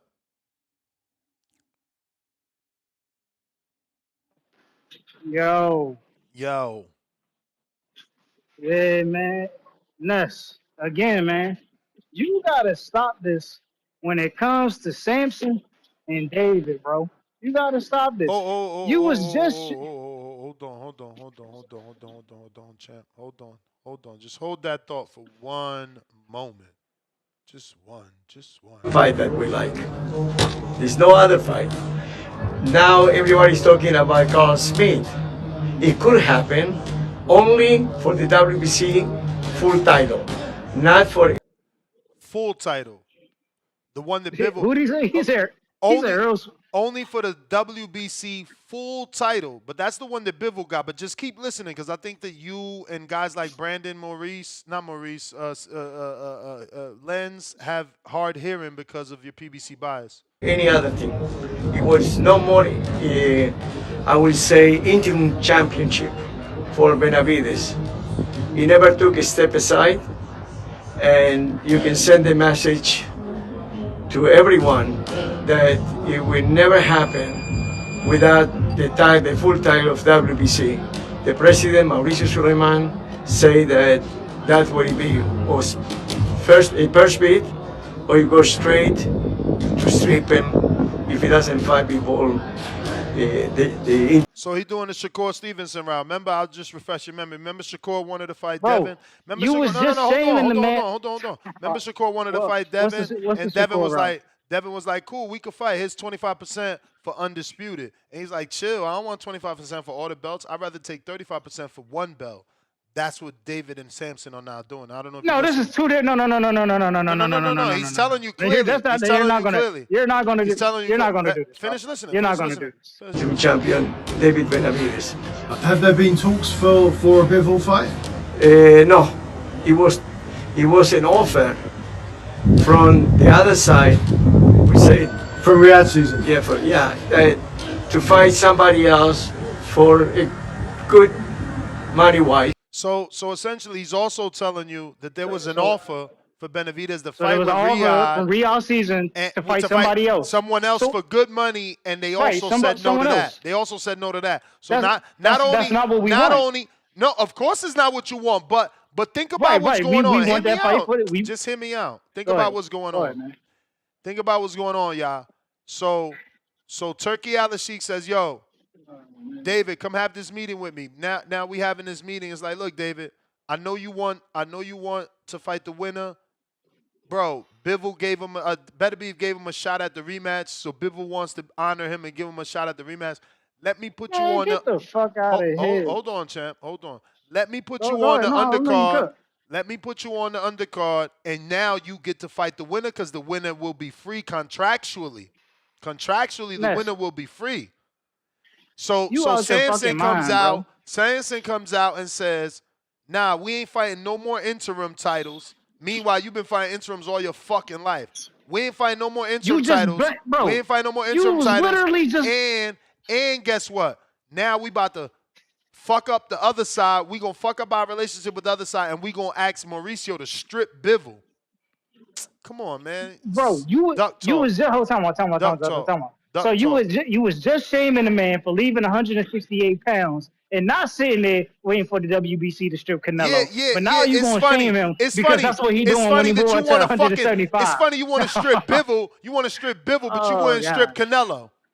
Oh, I get it. You didn't want to push. It don't matter. No. Let me talk. It don't matter. You didn't want to push Mauricio to enforce his bylaws with the WBC and ruin his relationship with Canelo, but you want to force Mauricio to do that with Bivol.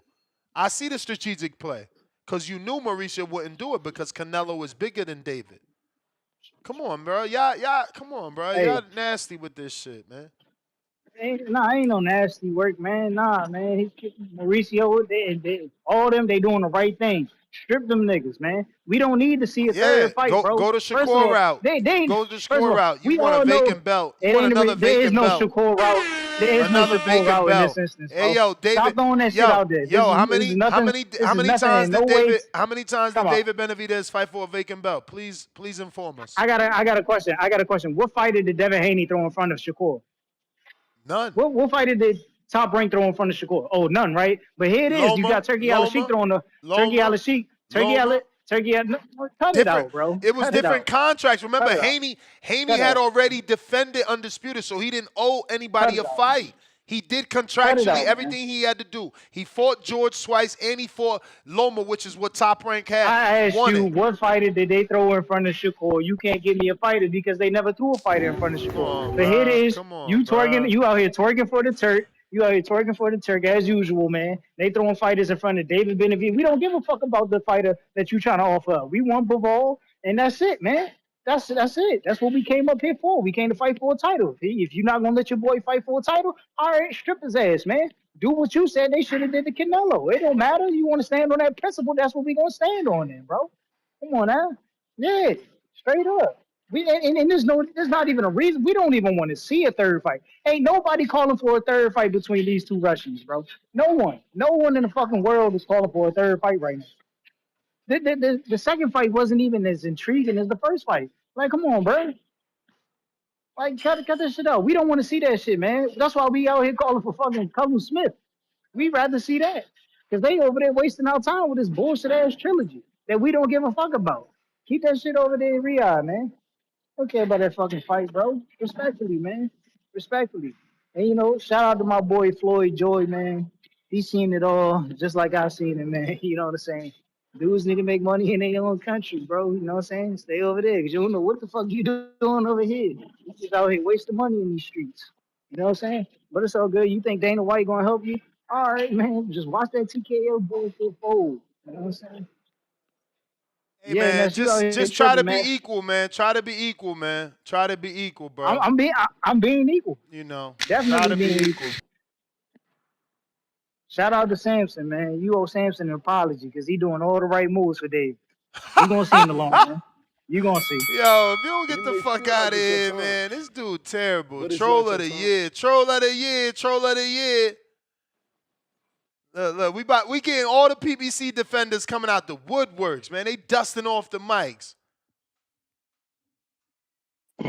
Yo. What What's up? up?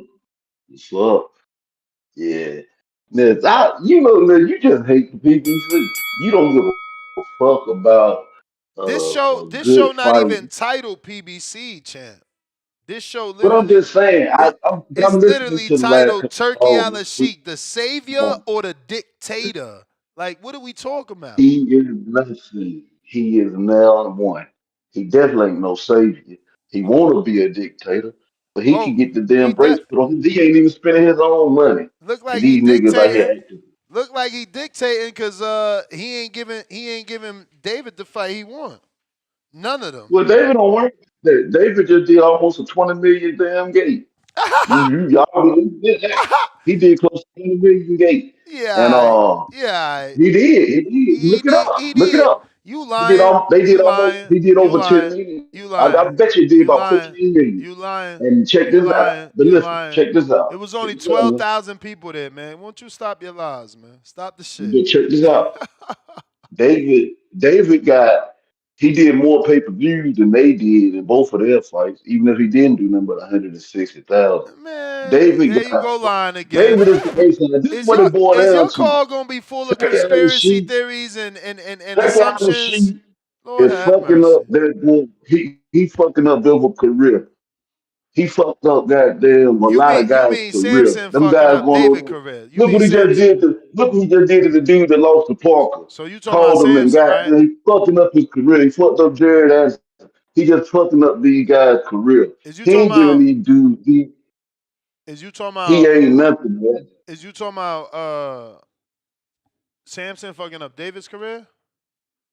I think he's doing a great job. He paid his own way, like he said he was gonna do, and he lined with the right people. See, I don't think Turkey got them pipes deeper than Bezos. Oh If shit. you want, that's what you Yo, want to get into. this when rap goes too far. Yo, Yella Beezy has just been charged with capital murder in connection to the 2020 death of Mo 3. Oh, hey, I Oh, knew it was gonna happen. I hope But Earl hey, don't you get know what I'm gonna tell you today too, man. It's what nah. Don't you PBC protect. I hope Earl no. don't get caught You up in this shit. no, man. This is what I was gonna tell you before the bell ring. The fight we supposed to be making is you and Jake Paul. That's what I first started calling the show I about. ain't big Stop enough for running, that. stop ducking. I I'm ain't up to big keep the enough for cash on that. your ass. Come on, man. I'm trying to get rich, man. Come on, I man. ain't big enough for Let's that start fight. calling them, man. You can beat them. I think you can beat them. You got a nice jab. You got to look forward. Let's just go ahead and Man, get let's Jake cash grab. got Tank and Canelo out here on the hook. He ain't trying to fight no We can YouTuber. we can make it look like you just a tune up for him. Yeah, man. Yeah. But it's not your You know all about making motherfuckers look like tunas, huh? You and your PBC people, man. I see what y'all doing, man. I see what y'all doing, man. Hey, another PBC protector up. Oh, he dipped out. As soon as I said protector, he changed out. He like, let me get up out of here, man. Bacavelli on the counter. Brandon, come on back, Brandon Lands. You know I got you. Don't you run. Yo, Joe. You. Oh yeah, but so just to clarify, so the fight between David and Bivol not happening because Turk want the trilogy, right? I mean, I'm going off assumption that Turk want the trilogy. Okay, that's what it kind of seemed like to me too. It kind of seemed like based off of how he was talking after the fight, he seemed like, oh, like if what's his name is willing to give him the trilogy, like that's what he's going for basically. But you saying in the interim, It's Turk only offered him fair another. though. It's only fair though. That's Like, what come I on, agree. I man. feel Better like Beef gave I Bivol agree, in a sec. bro. I know. It's like these That's dudes I that agree. don't I'm right want with that. you. I'm like, yo, I feel like that's him showing loyalty, like, cause Better Biev gave Bivol the rematch. He ain't have to, so he's showing him love back. So I feel like that's him standing on his word and showing loyalty back. So they could just go ahead and get that over with, and then afterwards, what's his name was step in. But I heard you was talking earlier. You said he wanted Benavidez to fight on one of his cards, and then he was going to put that fight together between the winner of Yeah. Benavidez and Bivol. According to Samson, they offered Benavidez another fight for good money, and you know, obviously Samson was not having that. He wasn't feeling that. Okay, so that's for me personally. The way I see it is the assurances he has on this side for getting lined up to get undisputed. He's never had those assurances with Canelo, so I don't see how niggas is trying to like make those comparisons. I feel like this was a good deal. You feel what I'm saying? The nigga just trying to tie up the loose ends with the trilogy. Both fights were very close. Both fights could have gone. I mean, no, I think the second fight was pretty clear, but the first fight definitely could have went either way. You feel what I'm saying? So I feel like he just trying to tie up the trilogy, trying to be loyal to the fighters who he came together to put together to make this. And it was a great two fights. Like both of the fights were super competitive. Like this is great boxing we seeing. I feel like I don't know what they're doing with Benavidez, and I fuck with Benavidez. I'm a Benavidez fan. I'm someone who's always vibed for him and Canelo to fight. But I'm saying like, yo, you said you moved on. You ready to go ahead and attack new pastures? Niggas giving you a straight line to undisputed. Why you fighting it so hard? Is it him? Is it his team? I'm not sure. But I don't feel like anything Turk doing is bad. I feel like he's showing love to the fighter who gave Bivol a rematch.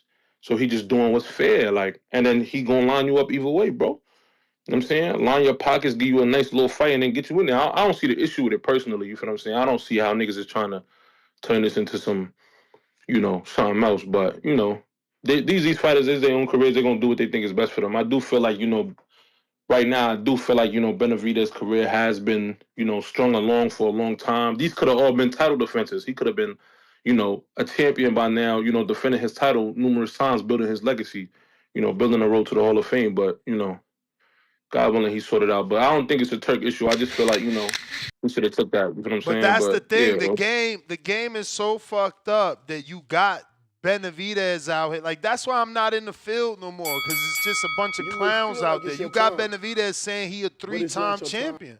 So he, in his mind, he built legacy. Yeah, I don't know. In his mind, he built legacy. He a 3-time champion because he won 3 interims or one real belt and 2 interims. Yeah, I don't know about that, but that's my call, bro. All right.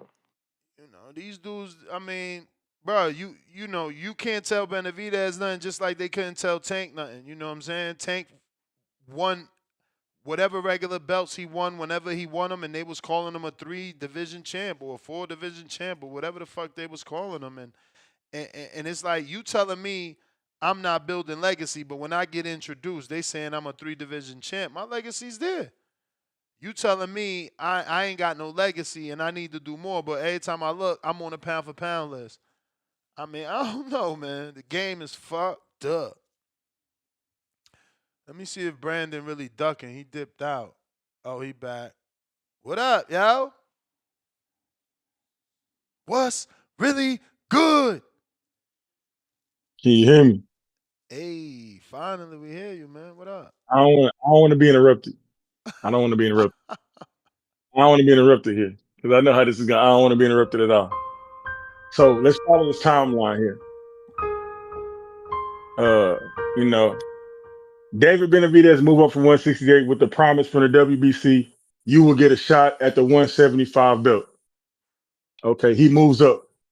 He defeats two people. They mandate the fight. They mandate him to be the WBC mandatory for Bivol's belt. I get an invite from Turkey. I go over there and I visit with Turkey. I go with my lawyer, as a matter of fact, to go talk business. I do that. I leave. Then I see Turkey comes out with a statement saying, I no longer am interested in Bivol and Benavidez. I say, oh shit, what? Oh, all right. So the only leverage I have at this point is the WBC because they promised me a shot and it's already mandated. Because otherwise, Turkey just told you he's not interested in the fight. So therefore, I can't go that route.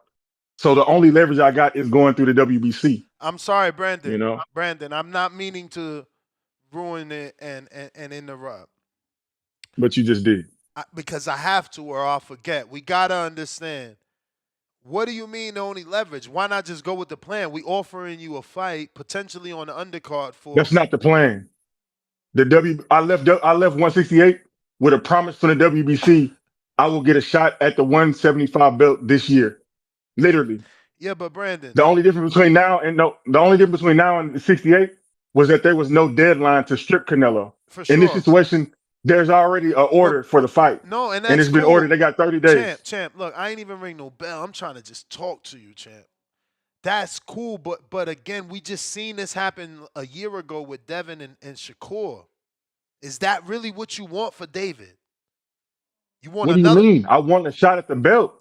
Another vacant belt? Fucking Brandon? No. This is what you just told him to do to Canelo. So what would have happened then? So wait a minute. Wait a minute. Damn, Brandon, you can't be this gullible. So in the world you live in, you think Bivol isn't going to get stripped and instead is going to say, I'm going to fight David? No, I'm saying you was harping on this over. He should have stayed at 168 and make Canelo drop the belt. So what's the fucking difference right now with Bivol? My dude, the difference is Canelo Alvarez that's showing that he's ducking you, not Bivol. Nobody gives a fuck about Bivol. We don't care. It don't matter if he fights far Bacon versus Canelo. It's about a fake statement. Yes. Oh, I'm making Canelo drop the belt. We already know he ducking him. No. It don't matter. Casuals we already know that. Casuals don't. Well, we know that. We hardcore fans. We know that already. And we don't need no fake statement. Enough. We're not gonna sit around at 168 for no reason for a fake statement is to make Canelo drop a fucking belt. We gotta. It's gonna be another vacant. All right. So now you was just on here. Now you gonna make Bivol drop it. Now you gonna make Bivol drop it. No. I said, do not interrupt me. You was on here making fun of unifying interims literally 3 days ago, laughing at these dudes think they can unify interims. So now he go after the real belt, and now you talk about, oh, he's fighting for another vacant. Going after the real belt. Brandon, you're going after the real belt to strip the fucking champ. Bro, you're not trying to negotiate. You trying to come in on some big dog shit. What? Ain't shit to negotiate. I got a straight shot at the belt. That's why I left 168 to begin with. So like Shakur, take your fucking vacant and go fight for a fucking vacant. What do you mean? What do you mean? I'm going at like what? Bro, there is no like. What are you talking about? We going for what we left 168. You way too intelligent. We left 168.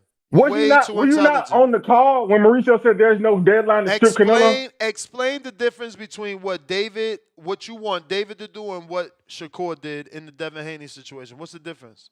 I don't care about Shakur. I'm worried about David and getting his shot at the belt, man. So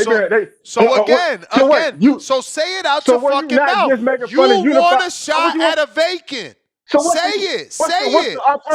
You want a shot at a vacant. No. I want a shot at Bivol. The alternative is taking Turki Alashik fucking secondary offer to fight on the undercard for a lot of money, or Craig Richards, and get the fight next. So you can make fun of that. Get the fight next when there's no obligation. No, we want Bivol. You want to make it hard. You want to make it hard. Y'all want to ruffle feathers. You told me to take against Canelo. I'm doing the same thing you told me to do. Canelo and Bivol is two different people, man. Stop being silly. Did Canelo? Hey, when Canelo dropped the IBF, did he go back and get it? Yup, he went back and got it. All right then. And he about to go back and get the one from Skull too. All right then. So what's the problem? What you mean? What's the problem? What's the problem? Is Bivol gonna do the same thing? He gonna come back and get his belt? No. When you gotta fight me? No. Because right now, I'm number 3 in line. No. As last time I checked. Brandon, just think. Behind the IBF and the WBA. I'm behind them. Brandon, think. You just said Turkey, as soon as David left, Turkey came out and said he's no longer interested. What else did Turkey say? Yeah. What else did he say? What Just other calm leverage do I have, Just man? calm down. What else did Turkey say? That Bivol knows who's fucking feeding him. So you keep thinking how is any of that David fault? My brother, again, because your plan is to take just hear me out, bro. It's like you're not fucking listening. Your plan is to take the belt from Bivol and assume Bivol's gonna fucking double back. Like he's still not in bed with Turkey. Like, what the fuck, man? We don't give a fuck what he do. We want the belt, man. If you're not gonna fight, give up the belt. My man, you just said he's gonna double back. Didn't Canelo double back? You just said that. Yeah. But it don't matter. We still gonna have the belt. You out here fucking making dumbass moves off assumption. How's that dumb? You want me to fight Willie Hutchinson?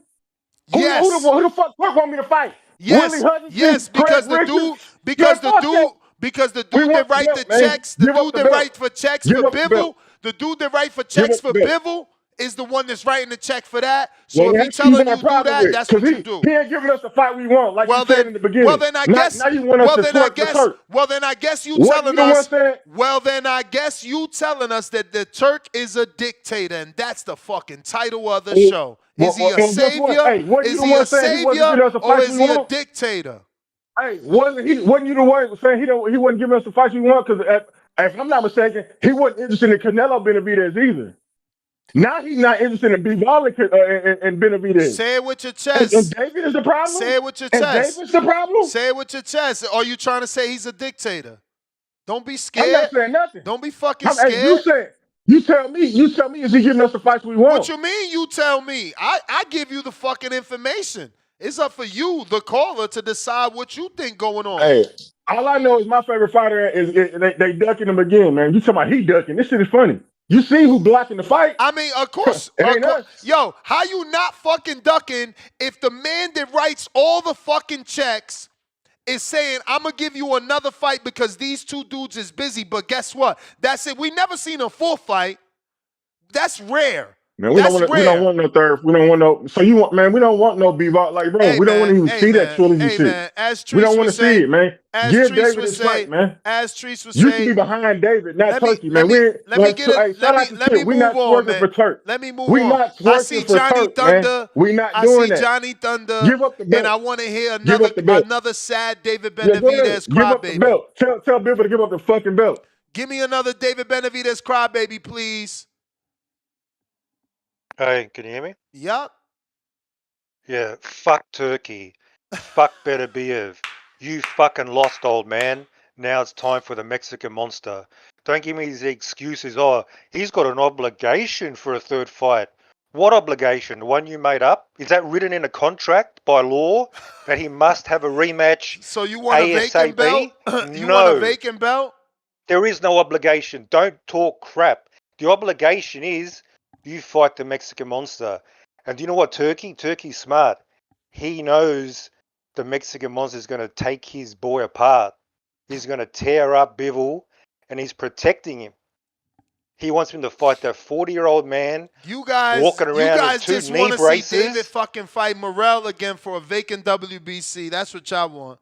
A Morrell rematch for the vacant WBC. I want David to get what he deserves, Ness. Yeah, and if you're a real boxing fan, versus Morrell, 3 fights, we've already seen it. Hang on.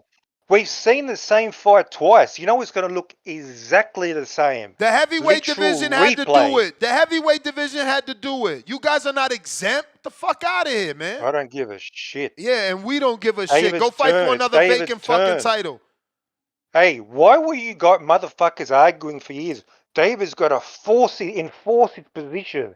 He's got to push. He's got to activate mandatories. Now when he does it, you're arguing against him getting the fight. Make up your mind. Yeah, you should have fucking did it with the man that matters. He should have fucking activated with Canelo. Not fucking nobody Bivol. We don't give a fuck about you stripping Bivol. Fuck a Bivol. You should have stripped Canelo and make a statement with stripping Canelo. You didn't strip Canelo. You decided to play nice with the WBC because you knew the WBC wasn't gonna fucking strip Canelo. Now you want to play the WBC against the Russian? You want to play the WBC against the Russian? Why you didn't put him against the fucking Mexican? Go ask Suleiman. Yeah, go ask Suleiman. No, you guys want to do fucking politics. Take care of business. You want to do politics. You and Brandon Lands want to do politics. Y'all want to strip and fight for vacants. Yes. Oh, pussies. Why doesn't Bivol just take care of Benavidez? Why don't you get on a fucking undercard? Why don't you get on a fucking undercard for a lot of money like Samson said and go fucking fight him next? I'll tell you why. Yeah, you don't want to. You don't want to. Because Dave, hang on. Next year, it's going to be 7 years. He hasn't had a title shot despite being ranked number 1. 7 years. 7 years he ain't fucking unify either. In the history 7 years of boxing, he ain't fucking unify. 7 years he ain't unify. How about that? Won't you say that fucking stat? And meanwhile, he wants another fucking vacant. Instead of sticking around and waiting for an undisputed shot, he wants a vacant. And so do his stupid, ignorant fans. Motherfuckers are ducking. They're ducking. And you fucking dumbass David Benavidez fans want another fucking vacant shot. You guys are fucking dumb as rocks. And Bivol's the next duck. They don't want to get in the ring. You guys are going down in the Guinness Book of Records for the fan base that wanted the most goddamn interim shots in the world. Guinness Book of Records for the most duck fighter, arguably in boxing history. That's what he's going to be. Most vacant title shots. You got more vacant title shots than any boxer I've seen in the last 15 years. Why doesn't Bivol fight David first and then do the rematch? David fight Bivol first, then do the rematch. What type of weird shit is that? What type of weird shit is that? Weird? Take care of your mandatory. My brother, better be Bivol. Better be Bivol in an undisputed fight. It was honorable to give him a rematch. It was honorable. Since when is boxing about honor and fairness? What's this bullshit, man? David earned his position. Cry baby. David earned I told you fucking baby Benavidez fans don't move up. Didn't I tell your dumb ass not to move up? Didn't I tell you? I told specifically your stupid ass when you called in, specifically saying, oh, Canelo won't fight him. You're protecting Canelo. Now look, you moved up like fucking dummies to fight a fucking old man in fucking Vazdeck and a fucking prospect in Morrell, and now you're about to fight nobody for a vacant or a fucking rematch with Morrell for a vacant. Get out of here, bro. Benavidez fans are dumb as fucking paint drying. You want David to waste his time on an undercard for destroying Callum Smith. Benavidez can't move forward because of his fan base. You fuckers make up 160,000 people, me included, and you can't do shit right.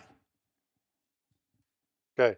While you sit here and make excuses why David has to wait. Excuses? The one making excuses. He has to wait for this the one reason. that's making excuses for that reason. Is a fucking fan base. A fan base making an excuse because they don't want to see their fight across the street. That's the fucking excuse y'all making. He's being invited to the party. He's being invited to the party and you fuckers are scared. When David becomes the mandatory, you notice how it's so complicated to just get in the ring and fight that motherfucker? There's so many obstacles. But when it's some can or some bum, line them up. No problem. Hey, they don't want to smoke, Ness. Face facts. Face reality. They don't want it. Yeah. No, the one that wants to smoke is the one that wants to fight for another fucking vacant against the non-champion. Kick rocks. And Bivol, who's Bivol fighting? A 40-year-old man with 2 knee braces. We could do this all day. A 40-year-old man with 2 knee braces. Yeah. Is that it? A former undisputed, former undisputed that actually fucking took belts from champions. A dude that actually knocked people out. Okay? He's an old man. What happened with Plant? He's had his time. What happened with Plant? What happened with Plant? David beat the snot out of him. What happened with fucking Plant? What happened with your boy Morrell? David's ducking Morrell. Plant? David's ducking Morrell. Why is he ducking Morrell? He got in the ring and fucking beat him up. He beat up your boy. I know you were backing Morrell.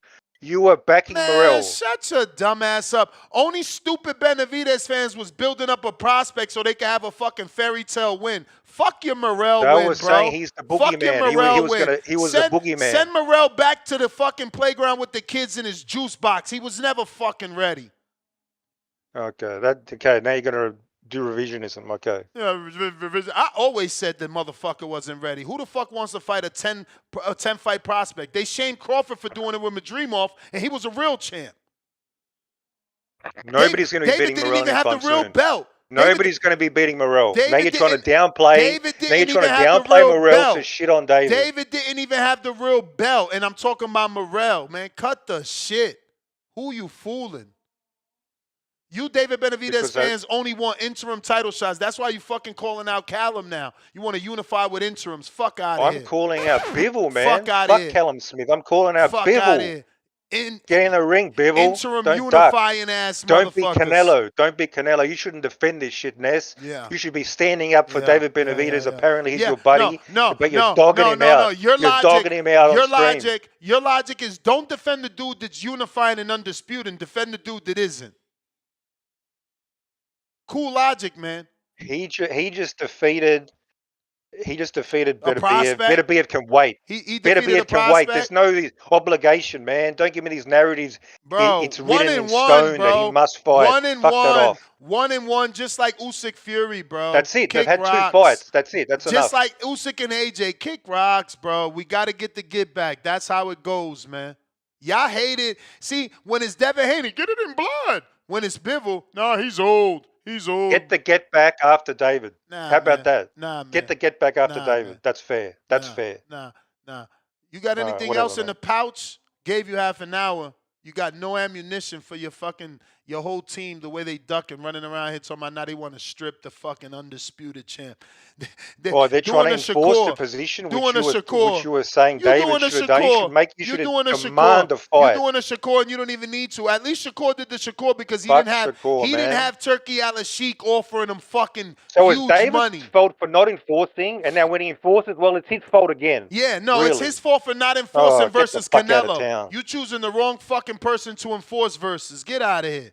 Oh, the undisputed. Yeah, Hey, that's yo, let me fucking ask bad. you- let How me ask dare you a you question. enforce Let me against ask you this. undisputed? How Let me dare ask you this. Let me ask you Sit this. there and wait your turn and beat up Callum Smith. Yeah. Yeah, Let you me should ask do you that, this. man. Let me ask Come you on. this. When David was allegedly going to strip Canelo, was there a big fight where his own promoter came out on video and said that they were being offered a fight with big money? No, there wasn't. But there is one now, and they don't want it. So you're telling me you didn't strip Canelo when there wasn't money, but now there is money and you want to strip Bivol? I'm telling you, it got to be the fucking What big stupidest fight? team. What other big fight? What big fight? What big fight are they being offered? You didn't hear it? Oh, hold on. I'll play it I again. heard him. I can't even understand Samson. He barely speaks English. He said something about Callum if you Smith. can't understand him, I don't need to play it again. I'll just tell you what he said. He said that You told me, yeah. He said You Turki translate. Alashik offered David another fight for big money. Versus who? It don't fucking matter. You get on the undercard. Oh, it does matter. Listen, do you know why? Because Thunder, David's a serious fighter. I gotta go. He doesn't want to waste time like Canelo beating. Now it matters. You just fought a fucking prospect on pay-per-view in front of fucking 160,000 people, and it matters. Listen, stop the cap. If Turki Alashik offers you big money for a fight on the undercard of Bivol and Beterbiev, where you're possibly going to be able to get in the fucking ring, the whole shit's going to be built around the three of you. Like, how do you say no to that? How do you say no to that? No, I'm going to say no, and I'm going to strip him and fuck up the plans of Turki Alashik so he could be on my bad side, and I'm going to fight for another vacant versus Morrell, who I just beat, because that's who's in line. Do you need a screen share of the fucking rankings? But I'm going to do it even if you don't need it, just because you think I'm lying. Champion Dimitri Bivol in the WBC, right here. If you strip him, the interim, David either gets elevated or is forced to fight for the vacant versus Arthur. Arthur not fighting you because he's taking that cash out money at 41 years old with Dimitri Bivol because that's what Turkey wants. So we move to number 2, who you already beat, David Morrell. Or we move to the never heard of before Alberto Ramirez. Like, or we move to the dude you already beat in Vazdek. Like, come on, guys. Come on. But then you want to say that they didn't make a mistake and they're not doubling down and making another mistake by fucking ruffling the feathers and stripping the undisputed rematch? That would be career suicide. That would be career suicide. But look, guess who knows that already? This man. This man knows that. So don't just blame Samson. Don't just blame Jose. If they can't work with you, you know what I mean? They're trying to do everything to close you out. If they can't work with you, you know what I mean? They're trying to do everything to close you out. If they can't work with you, you know what I mean? They're trying to do everything to close you out. If they can't work with you, you know what I mean? They're trying to do everything to close you out. If they can't work with you, you know what I mean? They're trying to. So if you know that and you proceed to strip Bivol, you doing a baby closeout. The last ridiculous fucking David Benavidez fan said, oh, well, Bivol will double back, didn't Canelo? Meanwhile, Turki is the fucking money man. So somehow Bivol's supposed to get stripped, beat Better Beef, double back, and fight David. With what money? He's not crossing Turki. I mean, David needs to change his last name so he could get rid of these boxing fans he got. They got to be the stupidest motherfuckers I've ever met. Iron Mike, what up? Damn, Ness, I feel like not having a conversation with you right now because you're not really open. I feel like you're not really open to, being open-minded about the whole situation, but I'll do my best to kind of lay everything out, and one big elephant in the room that people are not looking at and why all this is happening. But let me premise this by saying this. I'm not an Al Heyman fan. I'm not a PVC fan. I am a Benavidez fan, but I do disagree with a lot of their moves that they have done within the past few years. I feel like Samson is very, very archaic in the way that he's been managing his fighters, particularly David Benavidez, and he's not doing right by him. But please understand this, Nas. You have to understand this. Number one, if they go ahead and they take step aside money from Turki and let Bivol do that trilogy, Bivol already saying that he's waiting till December to fight next, or potentially taking a long break. Let's say that Bivol does win the rematch again. Guess who potentially can go ahead and skip Benavidez once again? Is Canelo. You think Turki is gonna favor doing a Benavidez Bivol fight, or where he go and do a Bivol Canelo fight for another big fight? You tell me this, because it feels like he has no other option. If Turki wants to go ahead and do that fight, then go ahead and do it, but it's not going to be for undisputed.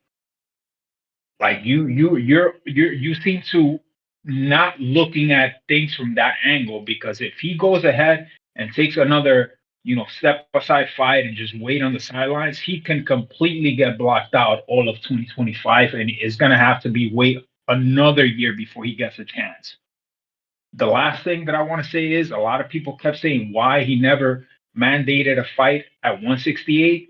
And this is the exact reason why. He's cashing in on his favor right now. Do I agree with it? No.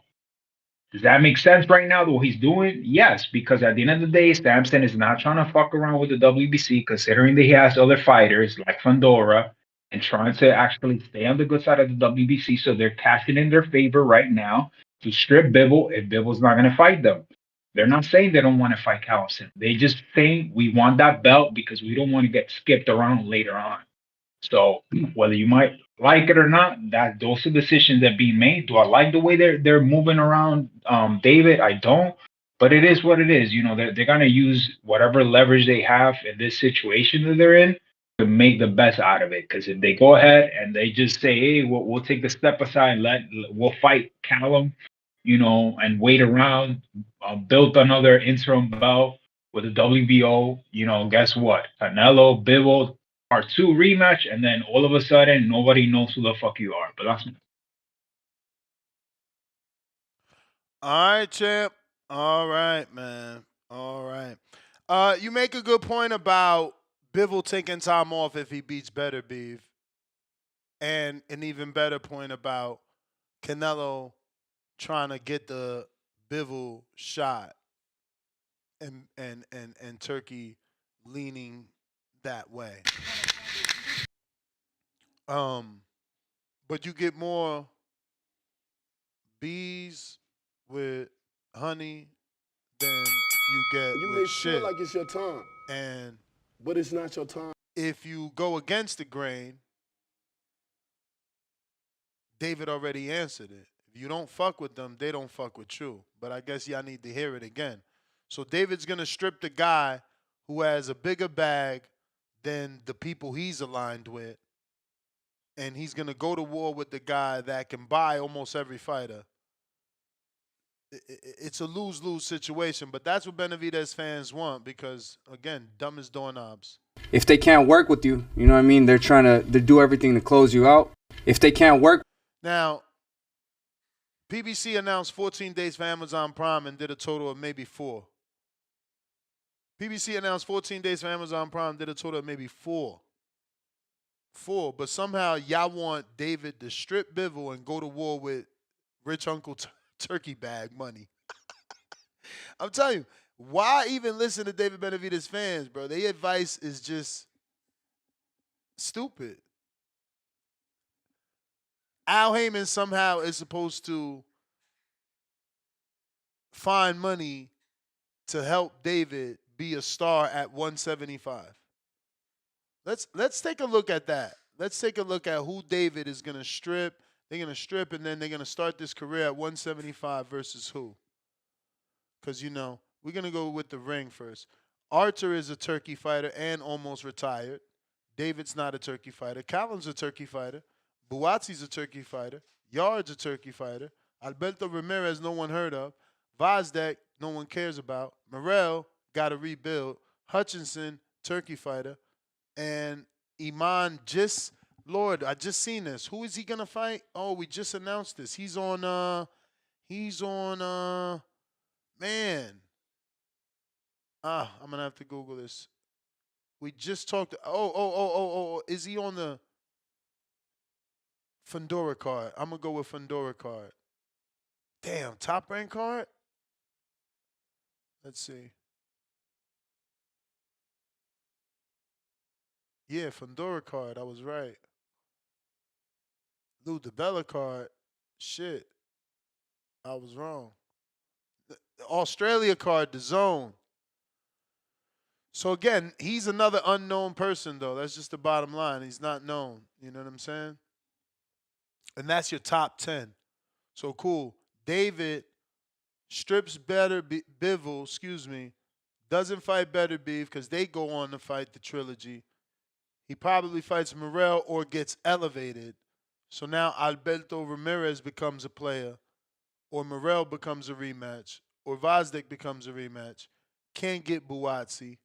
Who the fuck is Connor? Wallace. Can't get Hutchinson. Can't get Yard. This guy is on that Australia card, which means he's with Matchroom more than likely. Probably can't get him, so he's gonna fight Popeye. Ben Whitaker with Boxer. Can't get Zach Parker. That's Warren. He's gonna have the trilogy with Ronald Graville. Okay, that's what it'll be. That's what it'll be. The trilogy with Ronald Graville. Okay. Shout out Benavidez fans. Salute to Benavidez. At the end of the day, he's made a lot of money. He'll continue to make a lot of money. But if things don't change, there's very few legacy fights there.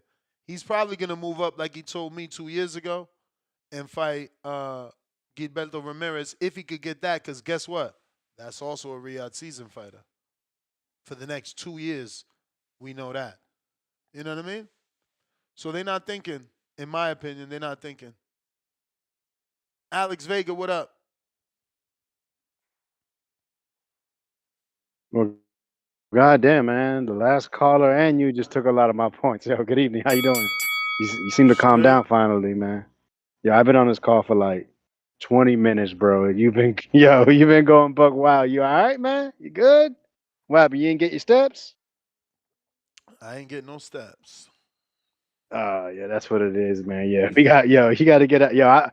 I get it, man. When I don't work out, bro, I get built up aggression, man. But shout out to you. Shout out to the chat. I know I ain't everyone's favorite. I don't give a fuck. But to the topic, bro. I mean, it's pretty obvious. Turkey is a goddamn dictator, I think for sure. But I mean, structure is needed in this sport, in professional boxing. He is providing some type of structure. If you don't, yo, listen, if you're not gonna bend the fucking knee, you're gonna be left out.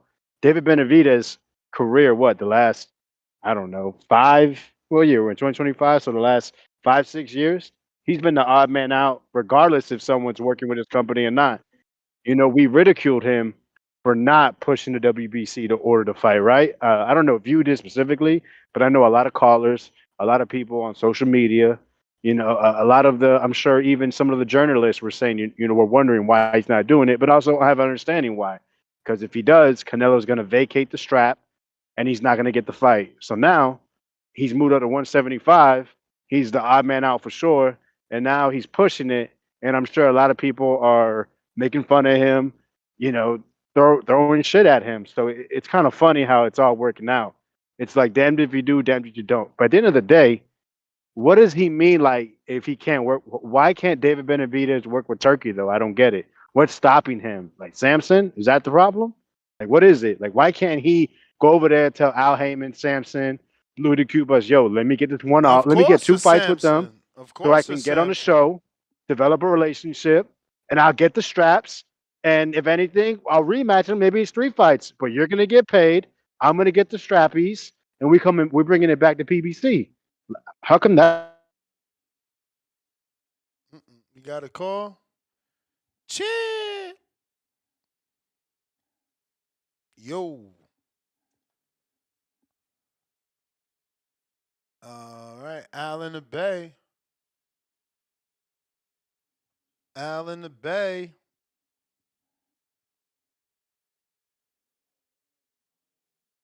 Al in the Bay.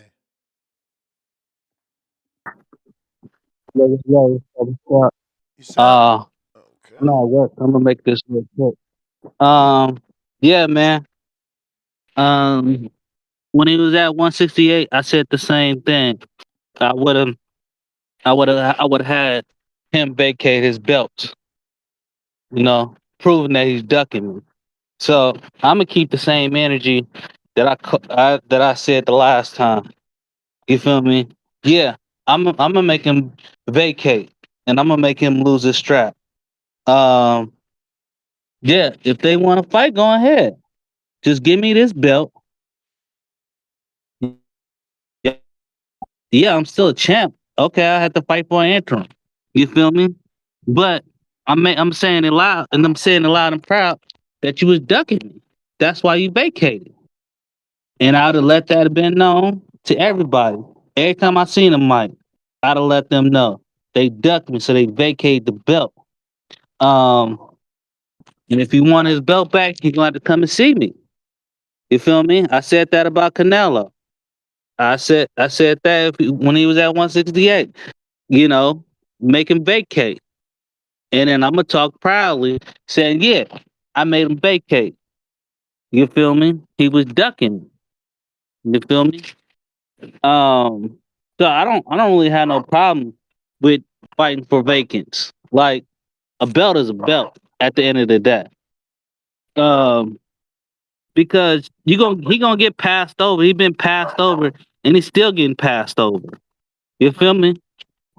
So at the end of the day, you don't know when he's gonna get his shot. You feel me? Um, and that's just the way I look at the things, man. You feel me? I don't know when I'm gonna get this belt. You feel me? He might take a year off, or he might say, I want to fight him again, or Bivol might lose, and they have to do it again. So you never know what's gonna happen. So that's just how I'm keeping. I kept the same energy from that one to this one. Peace.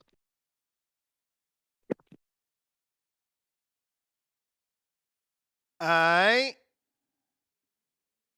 Salute my mans in Al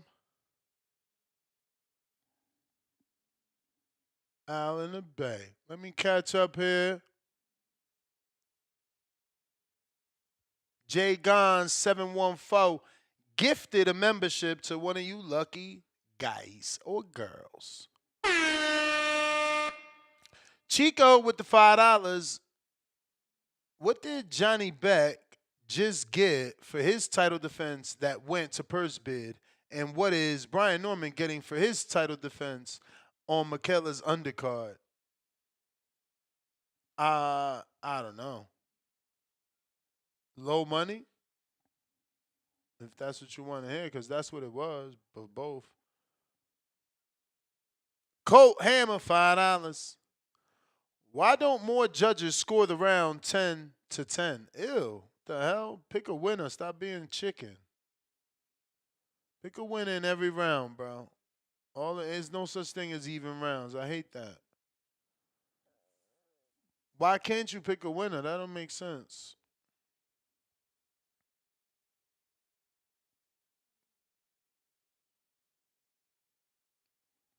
We got JXV, $5. Wait, Ness, isn't the IBF next for Bivol? Not the WBC. The WBC can't strip if they not next, or else the IBF has grounds to sue. WBO president also said this. Hey, man, we'll see how it all plays out.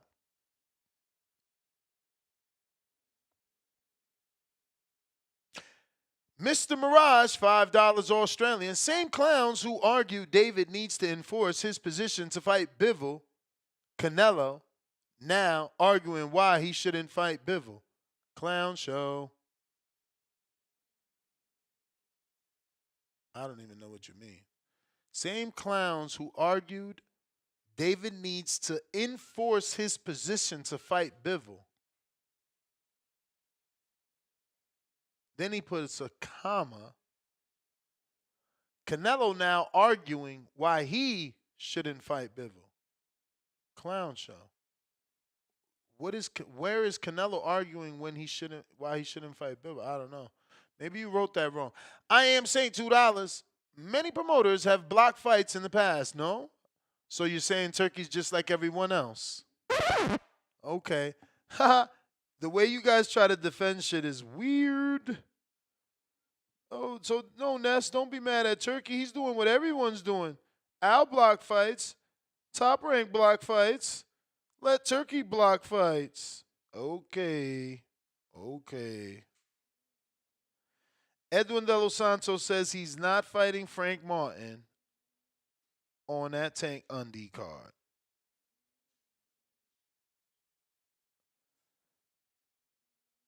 And we got Montez Jackson, $5. Haney's got on here last night and already said they were giving Ryan the trilogy. It's the gentleman thing to do. CT, $2. Plant, Boo Boo, and Morel. Yeardom was more worthy. Thumbs down. Huh? Plant, Boo Boo, and Morel. And Yeardom was more worthy. I don't know what you mean. Cole Hammer, $5.55. Ness, who do you want to see Benavidez fight on the undercard? Name me 3 options. Okay. Yard, because he is with Turkey. Callum, because he is with Turkey.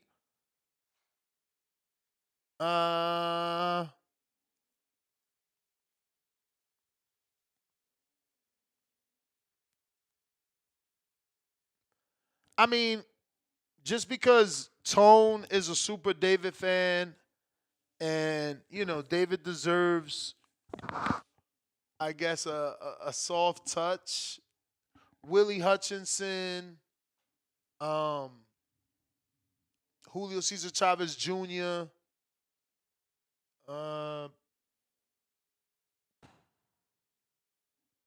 that's it, bro. He probably won't give him Chavez Jr. because Turkey's on some tough fight shit. Not like, I don't know. Maybe he would. I don't know.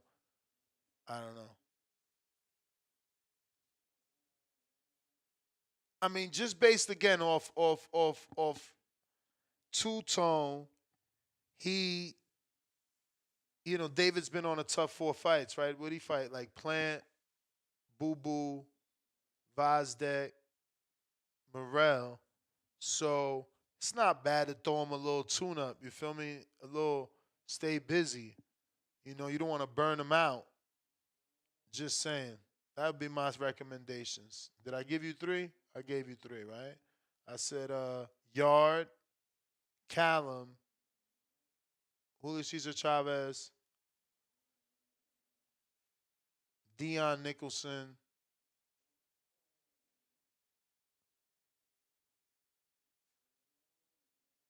Willie Hutchinson, John Pascal. John Pascal. Pristine Sports Network, $2. Why you didn't hate on Dubois doing it for the IBF? Doing what? And Dubois ain't David. Dubois has gotten opportunities. Dubois fought Usyk already and Joe Joyce. Like, David is the one that we want to see in the big fight. So, I don't know, man. City, $2. Canelo's scared Benavidez out of the division. Damn. Laughing out loud with tears, duck emoji. Montez back with another 5. Okay, let's not work with Turkey because we are afraid of Canelo is going to get the Bivol fight. So we can do what? Come on, people. Exactly. It's like, oh, we think maybe there's an opportunity we won't get the trilogy, so let's fuck up the Turkey plans with Bivol because it's going to help us. How? Jerry Soriano, damn. David Benavidez will never come on TBV. Messages will be left on red. Hey.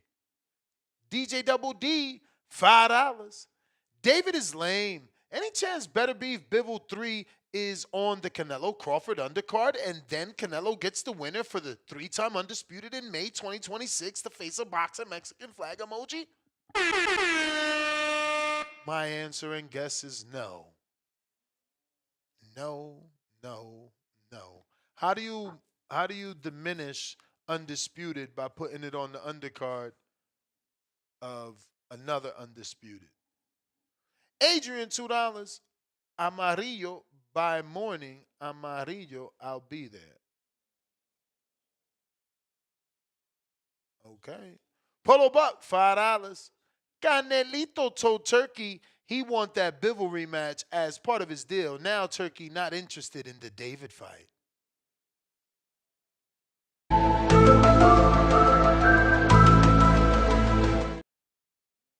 We got Alex Vega back at it. Hey, can you hear me? We do. All right, yeah, I connected to my Wi-Fi while I was outside, but yeah, man, I don't understand why can't he work with Turkey? Like, what is it? What's stopping it? Like, do we kind of? I mean, obviously we have a guess, right? It'd be Samson, right? Yeah, Or hello? Samson, bad advice for sure. Which you would say he give him advice and not pursuing the WB strap when Canelo had it, right?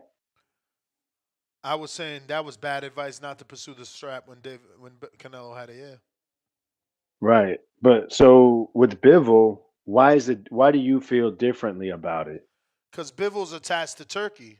There's more of a guarantee of something and more. With doing it the way they doing it, you just ruffling the feathers and now you're going to be left on the outside. Who you going to fight? I just went Right. down the list. Because you went through the list, right? Yeah. They're all with Turkey. Anybody Basically. of real significance. Basically. I don't get it. Like, why do you have to be so faithful to PBC? Yeah, they've done so well for you guys. They've gotten you paid. We've had really good fights. The Caleb Plant, good fight. You know, Andrade was a undefeated 2-weight champion.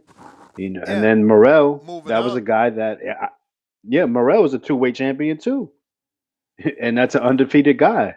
So they've been doing really well, but you can't be, what is that going to get you now? It's going to get you on the outside, on the outside looking in, wishing you was playing with the cool kids in the sandbox.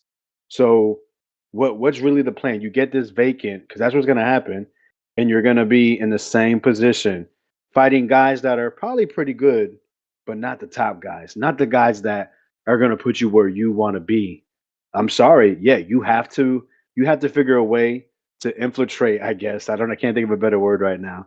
To get within the Turkey dictatorship and get the straps. Like I said, take a couple fights and bring them back home. I just don't understand why you have to stick with PBC. Like what is it, bro? Is it like PBC a gang, like blood in, blood out?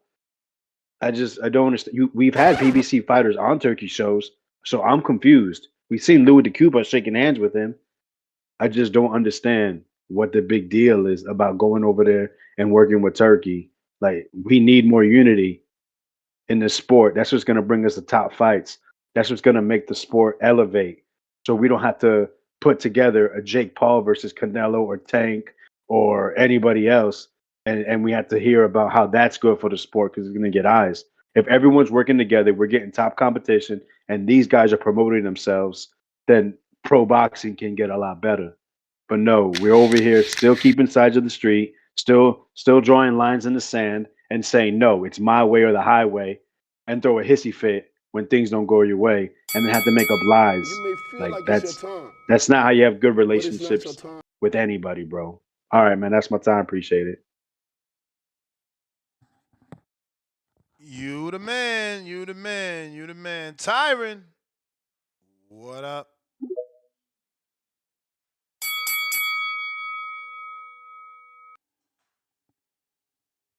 Don't forget to smash that thumbs up, and if you haven't already subscribed, please do so. 238,695 and counting. Tyron. Checking in. Tyron. If you're watching this on YouTube, don't forget we are doing the TBVU Studio PS5 raffle. $25 to the Zelle gets you in the raffle. We're doing it at the end of the month. It's about 11 days left. If you want to get involved, 25 to the Zelle, 25 to the Cash app. Make sure that you put for the PS5 raffle, for the PS5. Make sure you put that, and your name is there. You must hear your name be called if you win. Ain't my fault. It ain't my fault. DC3, what up? Yo, man. Remember when I told you that last year? You called me a conspiracy theorist. You remember that, Ness? I mean, you were speaking specifically about Tank. No, I wasn't. No, Yes, I you wasn't. was. Don't do Yes, that. you was. No, Don't do that. No, Don't I do wasn't. that. No, I wasn't. You No, say I he was wasn't. taking No, I all the wasn't. opponents from Tank, trying to block Tank out. Come on, man. Don't be mad. I got good memory. No, I didn't, Ness. Okay. No, I didn't. Okay, so tell us I what you told you said. this, Tell us what Ness. you said. Tell us what you said. I told you this, Ness, and you called me a conspiracy theorist, man. I told you, Ness, man, this guy was gonna do this. No, but tell us You what was you like, nah. said. No, I just told you that. I told you that this is gonna happen. He's gonna, if you don't get down to lay down, he's gonna start doing this to people. He's gonna start. He used Eddie, Oscar, Bob fighters, and his dude, and then jumped the ship and went with Dana. We said this. Y'all was like, nah, let's give the brother a chance. Let's give the brother a chance. And look what he doing. This. He got you flipping on him. You know what I'm saying? Shout out to H-Time, man, because I don't know if y'all see this, but everything H-Time, when it's a David show, H-Time is the biggest David Benavidez hate in the community. It's sad, man. This guy's a hater. And the sad part about H-Time, he's mad at David because he wants to fight Canelo. You can't tell me, like, Berlanga more deserving of the fight than David. Oh, you dropped the belt. He should have made him drop the belt. Okay, what if he did and he didn't get the fight? You think they would have made David bigger if he made Canelo drop the fight? You know what I'm saying? We see the play. David is going to get Canelo is going to get the Bivol fight. He's going to get the Bivol fight for sure. It's definitely going to happen. You know what I'm saying? But it's cool though. We see what's going on. And I told you this, Miss. I told you your boy Turkey was going to do this, man. I told you. Give him a chance, man. This dude, we seen Al come in the game, throwing all this money around. We seen this before in this. But you know what them other guys did? They started to sue Al. Because Al ain't play with them trillions. Al didn't have trillions to lay back on. They started to sue Al. They came together and started suing Al. Bob Aaron put $100 million lawsuit on Al. because Al You was may doing what feel Turkey like was it's your doing. time, I'm out, but man. it's not your time. What's going on, Ness? We we panicking? What we doing out here? I don't know, man. I mean, they don't like the way things are working out for David. They are trying to encourage David to strip Bivol and become the enemy of the state of Turkey, Alashik. Strip Bivol. Isn't the WBC like third in line though for his mandatories for Yeah, man. Bivol? Yeah, I don't even know how So how they this is gonna getting the skip? traction that it's getting, bro. Yeah. So where's isn't the BO first? Like where's Gustavo, the dude you had on here? You need to come Gustavo. up in here and Gustavo. You need to come up here and defend his belt. Yeah, I mean, I don't think he cares. I think he's a lawyer. He'll let them do what they're gonna do until they I let them cut their do heads the off. wrong thing and get the suing on. Nah, word. Nah, what do you think David should do? I think he should wait.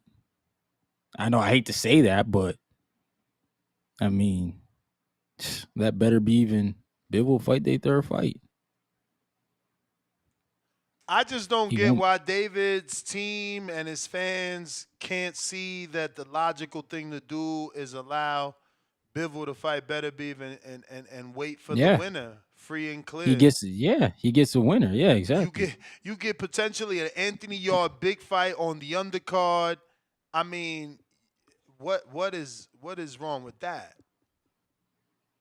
I think it's the fact that people thought, him going up to 75 automatically meant he was gonna get a shot, Yeah, but I tried to tell him and that we all wasn't the knew this. case. We We all all knew knew this that though. wasn't gonna happen, but somehow these weirdos thought that. Listen, I got get these hands with the fat $10.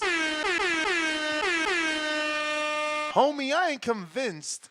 I am convinced that Al Heyman has those boys' souls bound to those contracts. Crying out loud, 3 times 100 emoji. DC $2.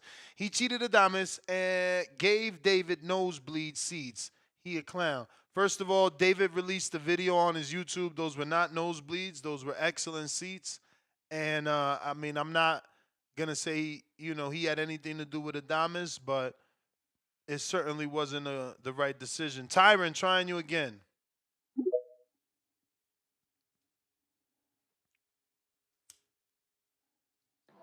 Yo, it's good, Ness. What up? What's going on? Shouts out TBV. Hope everyone blessed tuning in. Yeah. My thing is, it's like Turkey. First of all, with the whole Bivol and Better BF, right? We was already talking about that fight at 175, while Benavidez was at 168. And we knew possibly that Bivol and Better BF fight uh, could go 3 fights, could be a trilogy. So my thing is, you had a chance at 168 to force that mandatory.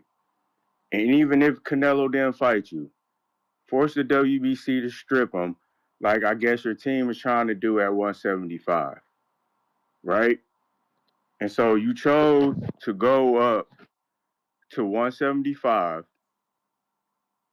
and it, and it's like your team that was a terrible mistake. So you go to 175, and then Turkey tried to implement you into that. He invited you to the Bivol and Better BF fight.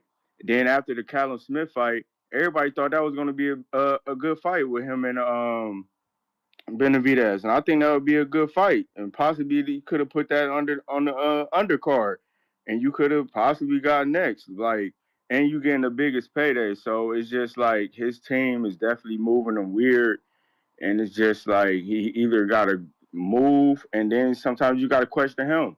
You know what I'm saying? Like, what do you really want? Because like you saying this and that, but your actions showing different. Like you say you want to fight another, you want to be undisputed, but do you really want to be undisputed, or are you just living off the hype of these, names? You know what I mean? So it's just weird, and that's like I feel what you're saying though, man. At the end of the day, for real.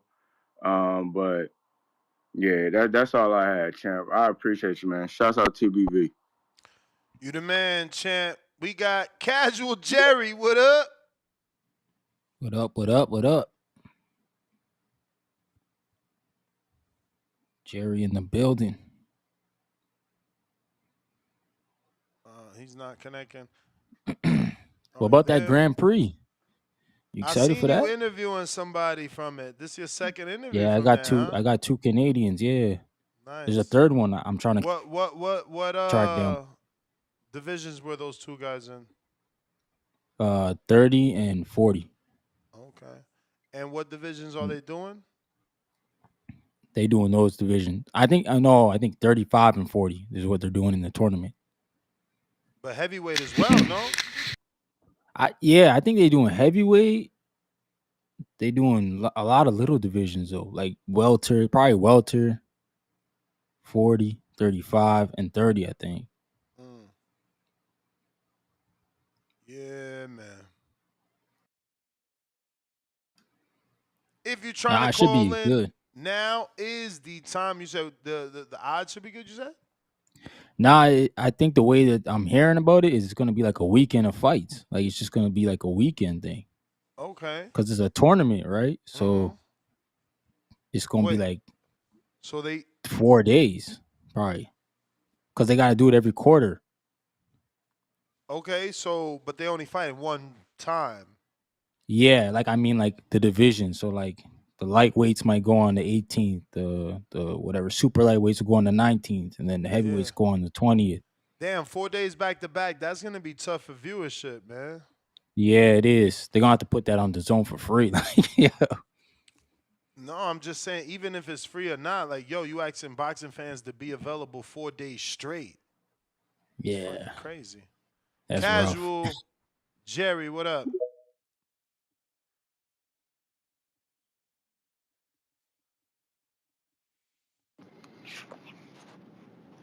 Yo, you got me? We got you. What up, Ness? Who else is on the panel? Who is that? Is that Marco? Ryan. Oh, Ryan up north. What up, man? What's good? Yeah, the great show, man. Every time David Benavidez gets brought up, like you turn into a different animal, Ness. Like I feel your pain though. You a fan. You just want the best for David or whatever. But I really just called in to talk about Turki Alashik. I feel bad for calling him Hitler earlier. That was a little too far, but I do think that he is very egotistical. He does show signs of a dictator. Like anything you say that may cross him a little, he instantly cuts the cord and is like, nah, we won't work with him. He doesn't know what he's doing. I know best. And most promoters are egotistical as well. Like they all have egos. They all think they know what's best for fighters, but Turki just goes way too far with it. It's like you can't challenge him on anything. Like even with the Canelo stuff, right? Before he laid down, before he kissed the ring of Canelo, it was like, I'm a sponsor this UFC event. We're gonna destroy Canelo. And then with Tank's fights, during Tank's pay-per-view, he's over there talking about the PBC production. He's over there talking about Tank, bashing Tank on Twitter. And it's like, are you if just because they don't want to work with you don't mean you gotta shit on them, you know what I mean? And I feel like many dictators or people who are so full of themselves are like that, where they can't see what they're doing is wrong. And even when they first announced the TKO shit, right? It was like, yeah, there won't be 4 belts. We're gonna destroy the sanctioning bodies. It's like, nigga, who is you? Like, you got money, but who are you, bro? And that's why I don't really fuck with Turk. Like he's not boxing savior. He's just gonna create another island in boxing, and it's just gonna continue as it's always been, man. Across the street, if you want to make the fight, go here if you want to make that fight, and it's just bullshit, in my opinion. But shout out to you, shout out to the casuals. We got a voice. Don't let them put you down. We got a voice, and I'll stay listening. Peace. Casual Jerry, salute, man. Thanks for calling in. I know I always see you in the in the YouTube chat. We live on YouTube. We live on X Spaces. Yes, sir. We live Yo, on you think Discord. you think the business of Turkey made him do this? Like the business of boxing, sorry, made him discouraged with what's going on. You mean so he David? gotta go Dana route. No, I'm talking about Turki Alashik. Like he had Eddie Hearn with him. I mean, it all depends, man. We don't know all the details of this TKO boxing league, right? But most of them seem to be pointing towards the direction that this is not going to be a star-studded league and instead a developmental league, right? So, like, they're going to be building the future of boxing. This is like a 5-year plan too, based off the interview with Dan Rayfield and Dana. So, maybe in 5 years they got to start. They're going to be building them up. So, I don't think that it was the business of boxing that got Turki to get with Dana. I just think that Turki is interested in the growth of boxing. Right. Because, like, I look at it like he does events with the UFC too. So maybe he said this model is better than what these guys are doing over here. And also, it's probably simpler for him to work with one person where, look at everything. He's got to jump through 10,000 hoops to work with boxing promoters. He's giving everybody a fucking sponsorship just so that they're inclined to allow their fighters to fight on Riyadh season cards. Word. That's true. I didn't even think about that. Yeah, bro. Shit is crazy. Brooklyn. Bwick. Brooklyn in the house.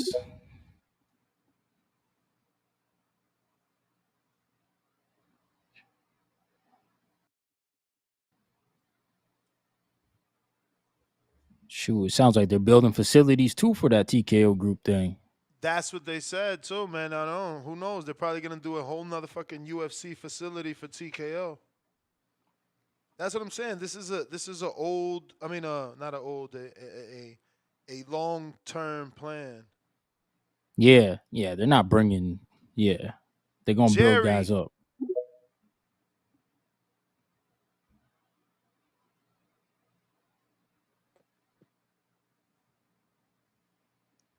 Is that Jerry? Good evening, amigos. Yes, sir. I was gonna call in and talk about how the pure contradiction when it comes to David Benavidez and the fact that the WBC is obviously doing him a favor when they couldn't order mandatory 3 years with Canelo at 168, but they order mandatory 3 goddamn months at 175. I'm going to leave that for another day. My friends, I've been watching boxing for over 4 decades. And I don't remember a day sadder than the news I've been seeing today that reflects the young men in boxing and how much of a deterioration we've had.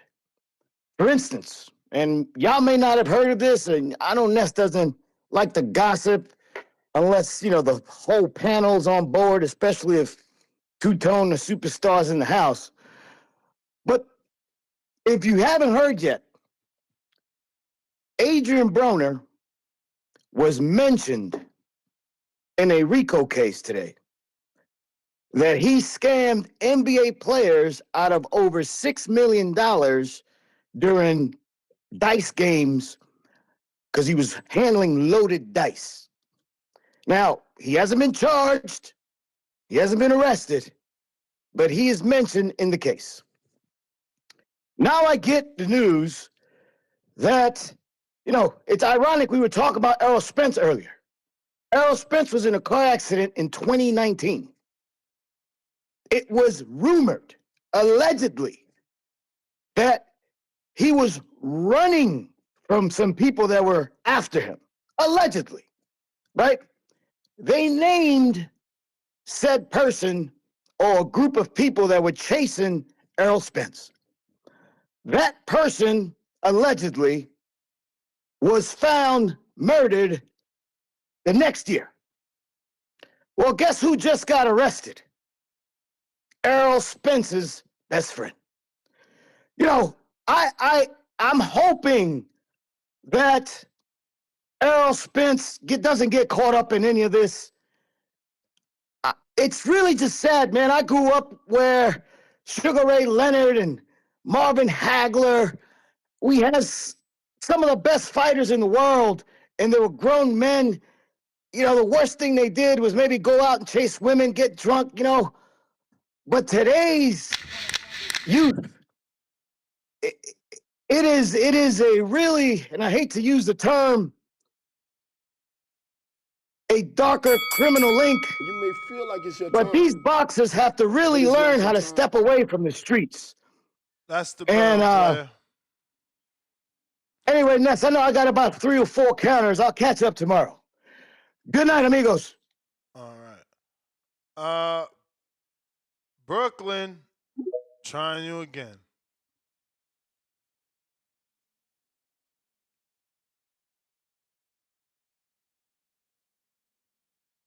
Gotta unmute. Whoa, hold on. Hello? Hello. What up? What up? I didn't hear any intro or anything. I thought it glitched again. What's up? What's up, Brooklyn? Not much, you know, just vibing out. How is everybody at the Boxing Voice doing? All good, all Oh, good. all And good, all yourself? good. All good, all good. Went from influencer, now in the pros. So we vibing out here. Nice. And honestly, I did not know y'all did spaces. So I know y'all are live on not Twitter, on freaking YouTube. What the fuck is up, the Boxing Voice family? Hit me up. I'm in Vegas now. And yeah, You're training we in could do some Bones, content. right? So I was training with Bones. Now I'm gonna go train at Top Rank. With who? I'm with Coach Sonny. Sonny. She's the female coach. Yeah, I'm not Me familiar. and Bones are cool though. But You like gotta I go got over there, my yes? 1-0. Brooklyn, why you got nothing on your Instagram that's related to boxing? All I see is booty cheeks. Oh, you No, okay, I did 2 posts of booties. All right, I've been posting like a motherfucker. I got Where? mad Where shit on where is the boxing. boxing? This looks Oh, like we an need the OnlyFans highlights. page. You got a crotch It's shot not the right here. OnlyFans You page. got No, So look, two see thong you. shots. I mean, Yo, you okay. see We the had to 1 scroll 0 down. We one. had to scroll down 9 boxes to find you Yo, in the because gym. okay, hear me out here, all right? This is coming from a female perspective. Men get scared that I'm a boxer, bro. Like the amount of Oh, for times like real. I've had to like no, I'm talking like relationship status, bro. The amount of times I've had to dub a dude because he's like, "Oh, you could beat me up." It's like it's concerning. I want my fans to also see, yes, I am a female as well. Yes, I do like other things than boxing. But you know, being number 24 at featherweight is kind of a hard job, kind of a hard thing to hold on my back. So yeah, I'll beat you up, but also I'm pretty as fuck. Let me live. So you're featherweight? Yes, I'm featherweight Let right it now. I'm going down to let it live, bantam. Come on, Ness. Brooklyn. I know, I know. I was tiny, but then I got fat. I like food. Like, what do you want? What do you want me to do? You want me to go to flyweight? No, I gotta check your last fight. Where can I watch it? Is it on the Zone or something? No, I debuted in Mexico, Okay. but I have it on my Twitter.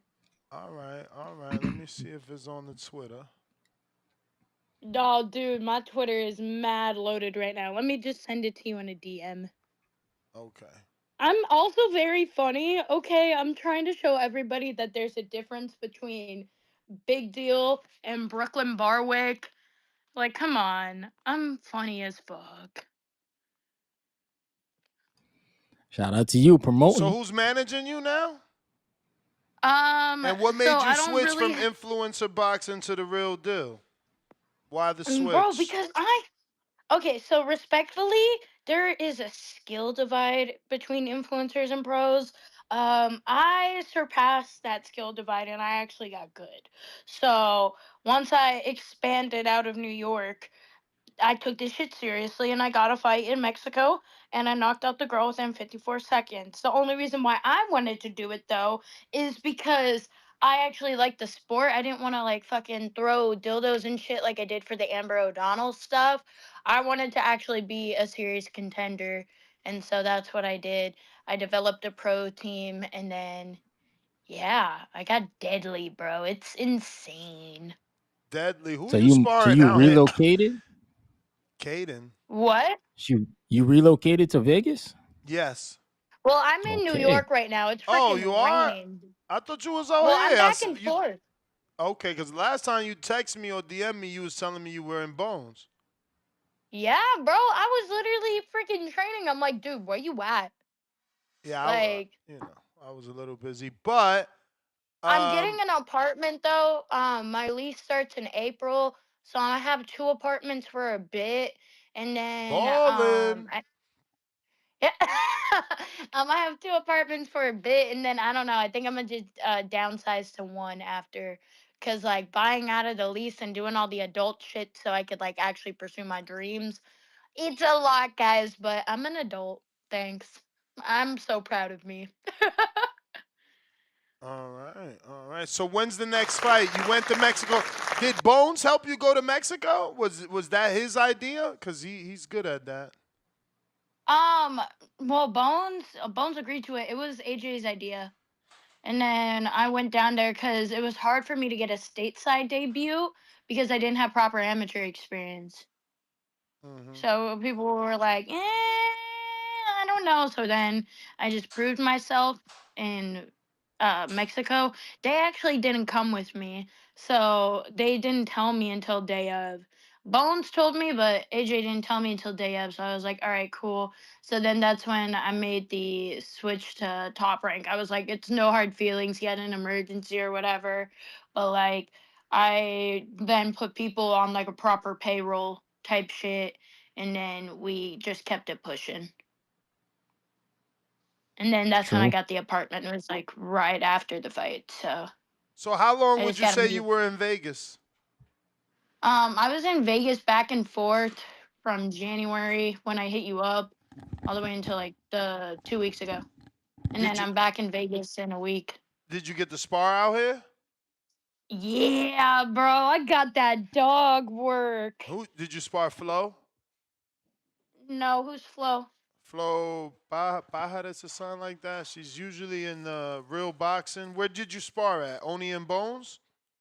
I sparred at Bones in Top Rank. So who did you spar? I sparred Alicia. Bumgarner? No, not Baumgardner. Kalisha Rochella, and her last name's Barrett. She's Pat Barrett's daughter. And then I sparred Nelsie, who is a BKFC, or I know not Nelsie. She's BKFC. Bones fighter. Yeah, Yeah. How yeah, was that? How Bones was was that? Because fighting. she's got that Cuban style, but she's actually Whoa, not that really the. Cuban style threw me off. I'm not even gonna lie. So me and Nelsie are chill. Like, that's my girl. But like every time I was in the ring, um, well, she's corrected this now. So in the past, she didn't know how to block my hook. I have a certain style. So I kept just chuck hooking her ass.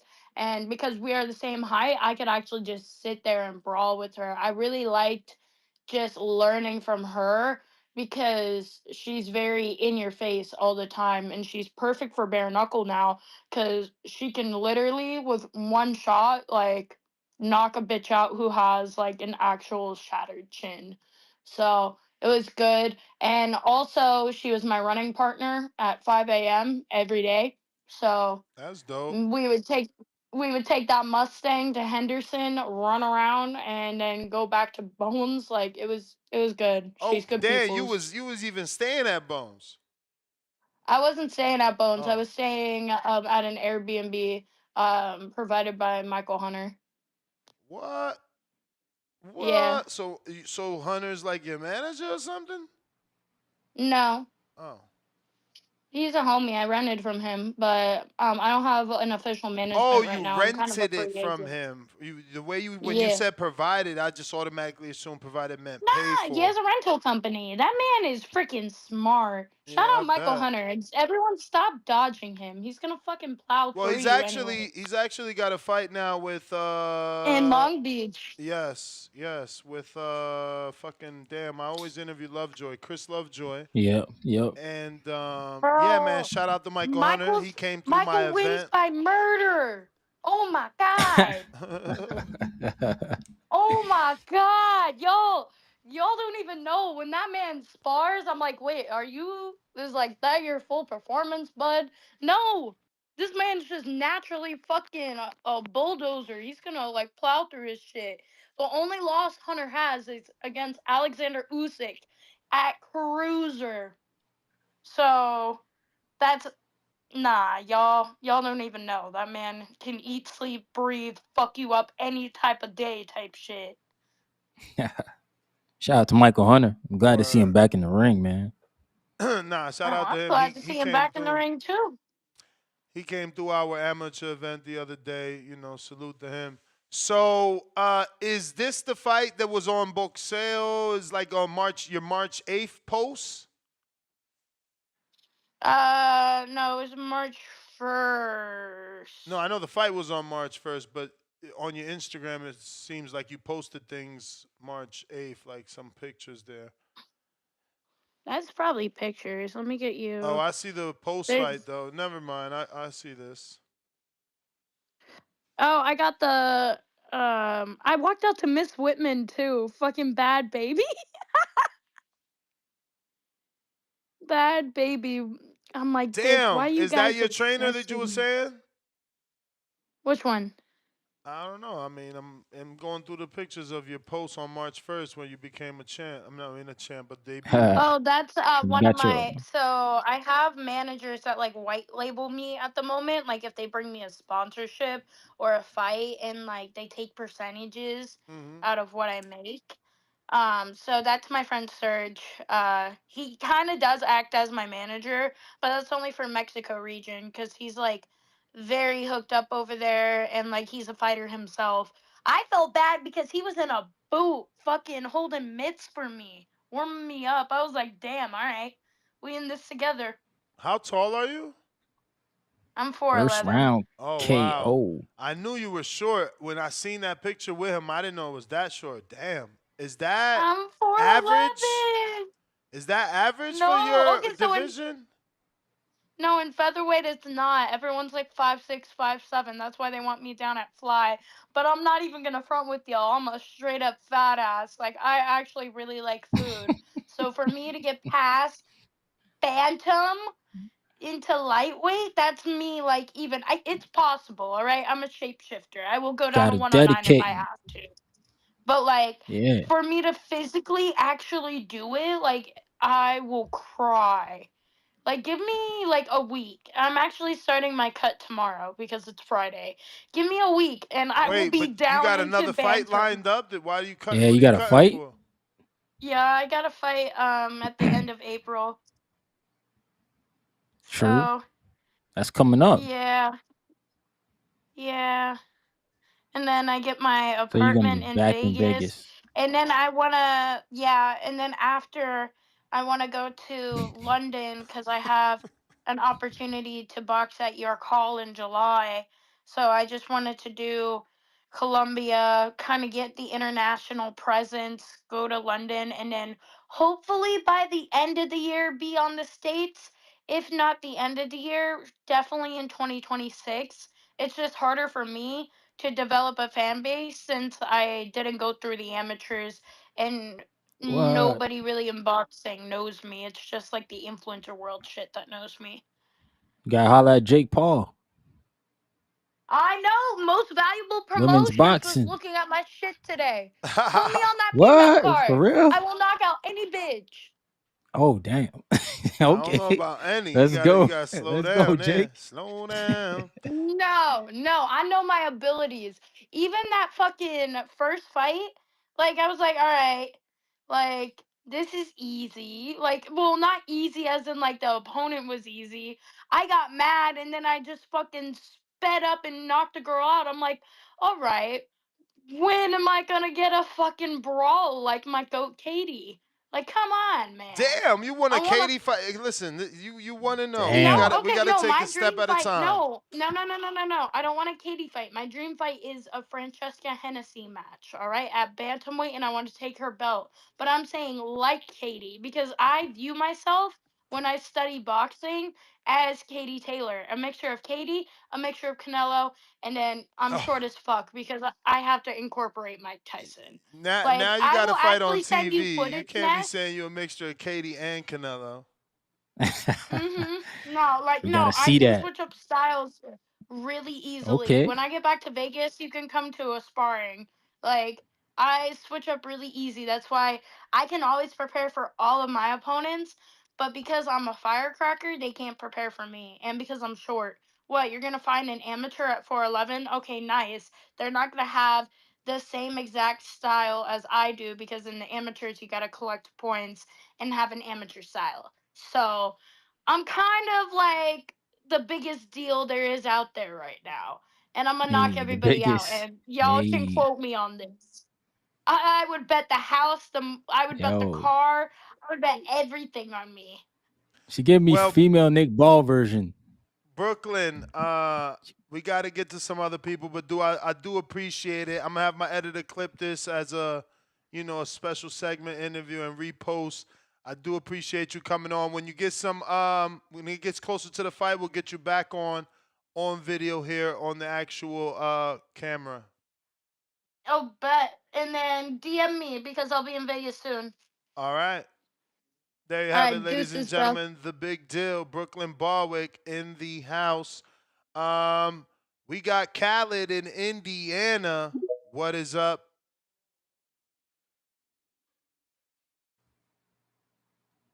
Khaled. Another one. Shout out to Brooklyn.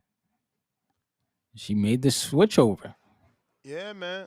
Hey, listen, women's boxing is wide open, might as well. And she's in those weight classes where it ain't gonna take long to get a title shot. Right. She getting work with Nelsie. I actually know Nelsie. I used to train in Bones a lot, so she just never was able. I don't know. Something happened, like on some legal shit, why she couldn't ever get a professional boxing match. She did do TCL, and now I guess she switched over to bare knuckle. I don't know why she never turned pro herself. I know she wanted to. We had interviewed her a long time ago when I had the Sticky Paw studio. Looks like Khaled, you dropped off. Let me get to these counters here. Excuse me, super chats, right? What do we got?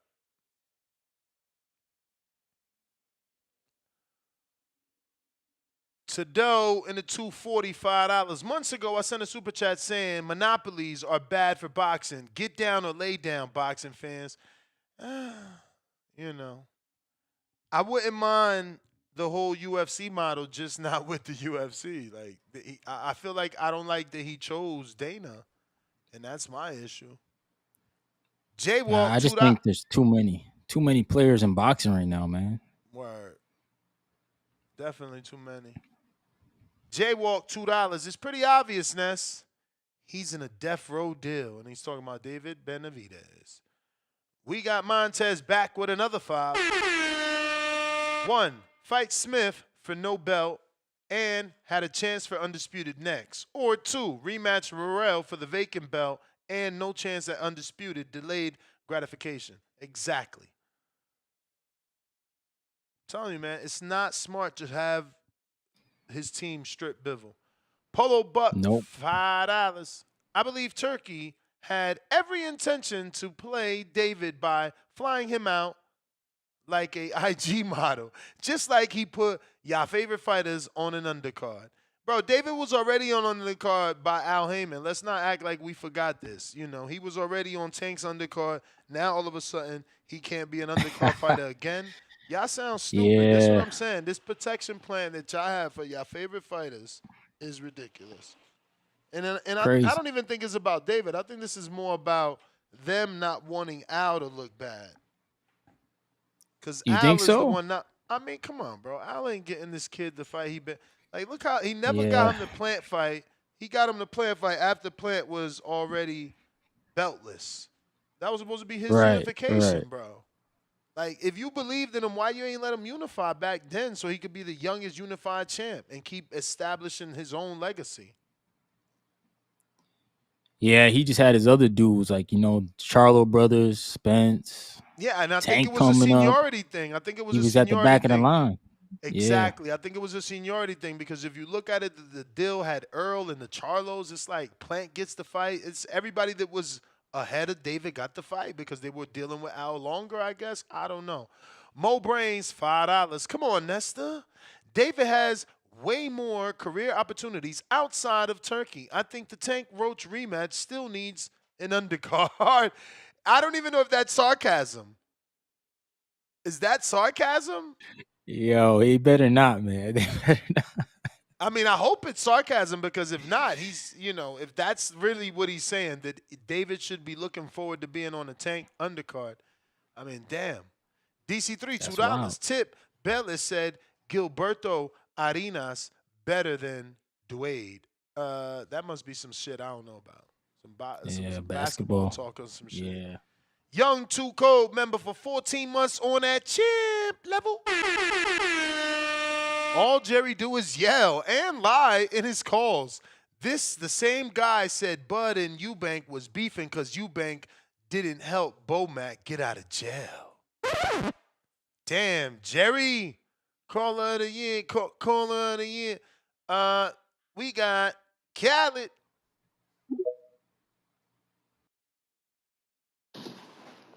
Yo, Ness. Yo, Khaled. I bet we live. Hey, yo, shout out my man's my other homie that's on the panel. Hey, real quick, Brian. What's good? What's good? It's good. Hey, Ness, what was your response when, like, my man brought up that great point about how, like, David could fight on the undercard, but then he might, like, if Bivol win, then Saul could get the scrap, and he's still boxed out. Like, what was your response to that? Should he just take the risk? Is that what you're just saying? Like, he should just take the risk? I would only take the risk because we know that Turkey's always gonna financially take care of him if he can't take care of him. Okay. Like if he happens to give Canelo the fight, we know he gonna give, let's say, David Anthony Yarr for the bag. Probably an Alcatraz, like come up with something special for him, like an Alcatraz fight. You feel me? Yeah. I got you. Which, let's be real, that got pushed from this year to next year. I guess they had to go through the red tape. So there still could be a David Benavidez Alcatraz main event. Okay. All right, yeah. So I think you definitely fight on the undercard because this is the first time I see Turkey even trying to build a narrative and just doing something where you put a guy, like another possible guy, on the undercard to like try to build it up. He typically don't even do that. He just matching dudes up. But now he's trying to really build a narrative with it. So, like I've been saying, well, he's doing that also with Devin and Ryan. Exactly. You're right. I forgot about that. You're right. Devin and Ryan. You're right. Okay, so now you starting to do it. So yeah. So you do that. And like I've been saying, calling for the scrap, Callum Smith, David Benavidez, you gotta move guys out the way, move a mandatory out the way. This is another big name. You know what I'm saying? It's a good fight, good scrap. You know, that's a fight. I don't want no Willie Hutchinson, none of that. I want to see him. I think that the Boo Boo fight wasn't a hard fight as like everybody make it out to be. He kind of handled Boo Boo kind of easily. Caleb was tough. Who he said? David, that was another tough fight. But the Boo Boo, so I don't know if he just had four tough fights like that. Like that Boo Boo Andre scrap really wasn't that tough. He kind of dominated him pretty easily. But yeah, I want the Callum Smith slap. I'm sorry, I want the Callum Smith scrap. Hop on the undercard, get paid, get money, talk to Al and all that. Don't make no enemies. I'm like with that part. Don't make no enemies. Don't do that. You know what I'm saying? Because it's not really gonna go your way. Like boxing is like starting to shift. And Ness, at some point we do want to hear because some wages came out about what the fighters gonna be making. Some as low as 20,000, some as high as 750,000. Just want to hear your thoughts on that as I close out my call about like it's your the. time. I mean, I talked about it. I talked about it earlier, and you got it all wrong. You got to read it differently. It's by ranking. They don't even get to that amount, depending on where they rank that. Excuse me. Oh, okay, all right, I got you. All right, thank you, bro. That's my call. I think the 10 rounder. Goddamn, shout out to that Hardin, Las Vegas. Salute. They stay open all night till 12 midnight. You can still pick up that pack. Make sure you tell them TBV Central to get that 15% off. But like I've already reported, Turki is refuting these numbers. He's saying this article is not true. But we got Tip Bellis, Washington, D.C. Oh, DMV. Stand up. Yeah, man. They got a RICO case going on right now. That nigga Mr. Perfect, man, he better watch out. That nigga Mr. Perfect better watch out, man. Hey, but listen, man, that last caller, he must have been drinking before he called in, because to say David made easy work of Boo Boo is just crazy. And Caleb Plant was tough work. You know what was tough work was trying to get Caleb Plant to stop holding, you know what I'm saying, after the damn 6th round. You know what I'm saying? Because he was holding on for dear life the entire fight. You know what I'm saying? Boo Boo was pushing that man back, putting hands on him. You know what I'm saying? It wasn't until David actually clipped him that the shit started to look, you know what I'm saying, easy to David. But, you know, it is what it is. Also, another thing, man, yeah, I said it. Gilbert Arenas is better than Dwayne Wade. And if it wasn't for Dwayne Wade having the team he had in Miami, you know what I'm saying, he wouldn't have had the career, you know what I'm saying, he had. You know, put Gilbert Arenas on that Miami Heat team. Gilbert winning about 5 championships. But, you know, we going to move on from that. Yo, Ness. Yo, you funny, bro. I ain't going to lie. You funny, man. What? Yo, so you telling me, not even you telling me, you delusional as hell, man. What? Nigga, Turki Alashik ain't no fucking promoter. You keep talking about this, oh man, such and such. Oh, he over there with Turki Alashik. He over there with Riyadh Season. Riyadh Season ain't no promotional company. Right, you know what it is. If you want to live in like, you know, some fan world, okay. No. Ain't none of them dudes sign a Riyadh. They promoters can make the fight if they fighter want to fight David. Simple as that, man. You know, it is what it is. Okay, listen. Turkey can't stop no motion. Turkey can't stop no motion. If that's the stance you PBC, you know, gangbangers want to take, cool. We gonna see David fight Ronald Graville in a trilogy. What you mean? We could get that Cullen Smith fight. Yeah, right. You think? Who gonna stop? Who gonna stop the Cullen Smith fight from happening? Turkey ain't no promoter. Turkey How? Gonna stop. What, he gonna go against the Ali Act? Okay, go against the Ali Act. The way he told Bivol, you know who putting money in your pocket. Man, hell out of here, man. Bivol wants to. Bivol know what he can do. Bivol can make that fight happen. And if he don't make the fight happen, guess what? Bivol will duck. Well, simple as that, man. Bivol already said he's not making it happen, man. Oh, because Bivol ducking. I don't know how like late you are to the news, like. Bivol ducking, man. Bivol ducking. With Turkey. And you over there trying to make sure the Turkey here, you make it clap from Iraq. That shit's nasty, man. That shit nasty. Y'all gotta quit this old twerking for the Turk shit, man. This shit nasty out here in these streets. You know what I'm saying? Yeah, hey, but Nez, we got, you know. Turk do what PBC? Hell nah, same man. model, isn't Al ain't never run no dictatorship like this, bro. They ain't never run no dictatorship like this. Promoters. Isn't it consultant? It's just a different word. Nah, we don't. Nah, but man. We it's different. It's different, man. They all promoters. Al's just an advisor. You know what I'm saying? Yeah. Turkey ain't advising though. He's an advisor though, isn't he?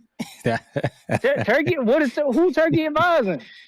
He advising them with their pocketbook. He ain't advised Canelo not to take the fight. You know what I'm saying? That's not what he advised. He did. You know he said, "Why you gonna go to Jake Paul when I got this over here for you?" Well, I'm gonna advise you not to take the Jake Paul fight for what? Exactly. Like for what? Like for the, bro. Like shit don't even make sense. But that's what he did. Like he did. Yeah. He advised Canelo and gave him a big like you guys want to play with fire like y'all got enough gasoline. Like this shit's stupid. So I'm gonna advise you. So see, this is the crazy. I'm gonna advise you to take some bullshit ass fight. I'm gonna offer you something more financially lucrative over here. But you just said he advised them, bro. No, he said that. I was watching fucking Instagram posts. He advised them to come over here for this deal. Nasty. They go come over here for this deal that does nothing. Basically, that does nothing. Just doesn't like move Samson, the sport. Does nothing. It does nothing. Like that's all. David to move up. And Turki Alashik knows it does nothing, man. He just wants it done his way. Come over here for some bullshit money. You know what I'm saying? So we just keep the sport in a stagnant position. Nasty work, man. Nasty work. But yeah, I'm gone, bro. I'm gone. David did that to himself, man. But it's not your time. Mr. Perfect. Mr. Perfect. Shout out to him, the real Errol Spence fan. Yo. Yo. What's good? What's good? Free Yellow Beezy, bro. Yeah, but yeah, we good, bro. We was in the hospital. We got documents of that. So we went around none of that. You French? And look, and no, Mo3 wasn't chasing us, bro. Stop it. Stop trying to put that on us, bro. Us? Stop trying to put that on us, You bro. trying to go to jail? He said us. Oh, he trying it's to a go Rico to jail. case, bro. He said wasn't chasing us. He trying to going put to that on us, jail. bro. It's a Rico we case, got my documents, God. bro. We got documents, bro. We was in the hospital. And he wasn't chasing us. I don't know who said he was chasing us. No, he wasn't chasing us, bro. This gonna be used as a document in court that you was part of it. This is a RICO case. You just jumped in it. Hey, look. All the words can be used in court, bro. I ain't said nothing. You I said we and us. Yeah, Look. you be saying all that. We wasn't there. We in the again. Hospital. We got documented dates. I hope you got your document from when you visited Earl at the hospital. If not, you getting caught up in that RICO case. No, chill out. But yeah, man. Never shoot dice. Never shoot dice with niggas you don't know, bro. Remember that. Because you don't know what them niggas coming to the dice game with. Flip-flop dice. Fluke dice. So yeah, man, that's got to be on them. Because, you know, yeah, NFL and NBA players lame as hell for real. They don't know about the streets. They want to be street, but they don't know about the streets. So don't shoot dice if you don't know the people that's there. A la y'all boy Jay Prince. Y'all know what happened with that situation. But yeah, man, big time boxing Detroit, man. We went there when nobody chasing us, bro. We out. Bomb, and all that good stuff. Shout out to Method Man, yo. I am saying $2. End the call. Damn, Mr. Perfect. They didn't want you to get the whole 3 minutes. Juice. What up? Juice. Gotta unmute. Yep.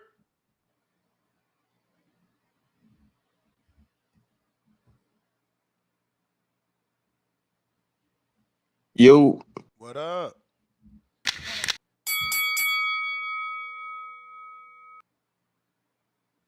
We heard you say yo, but you muted yourself again, champ. Going once. Yo. Gotta unmute. Yo, we hear you. Got you.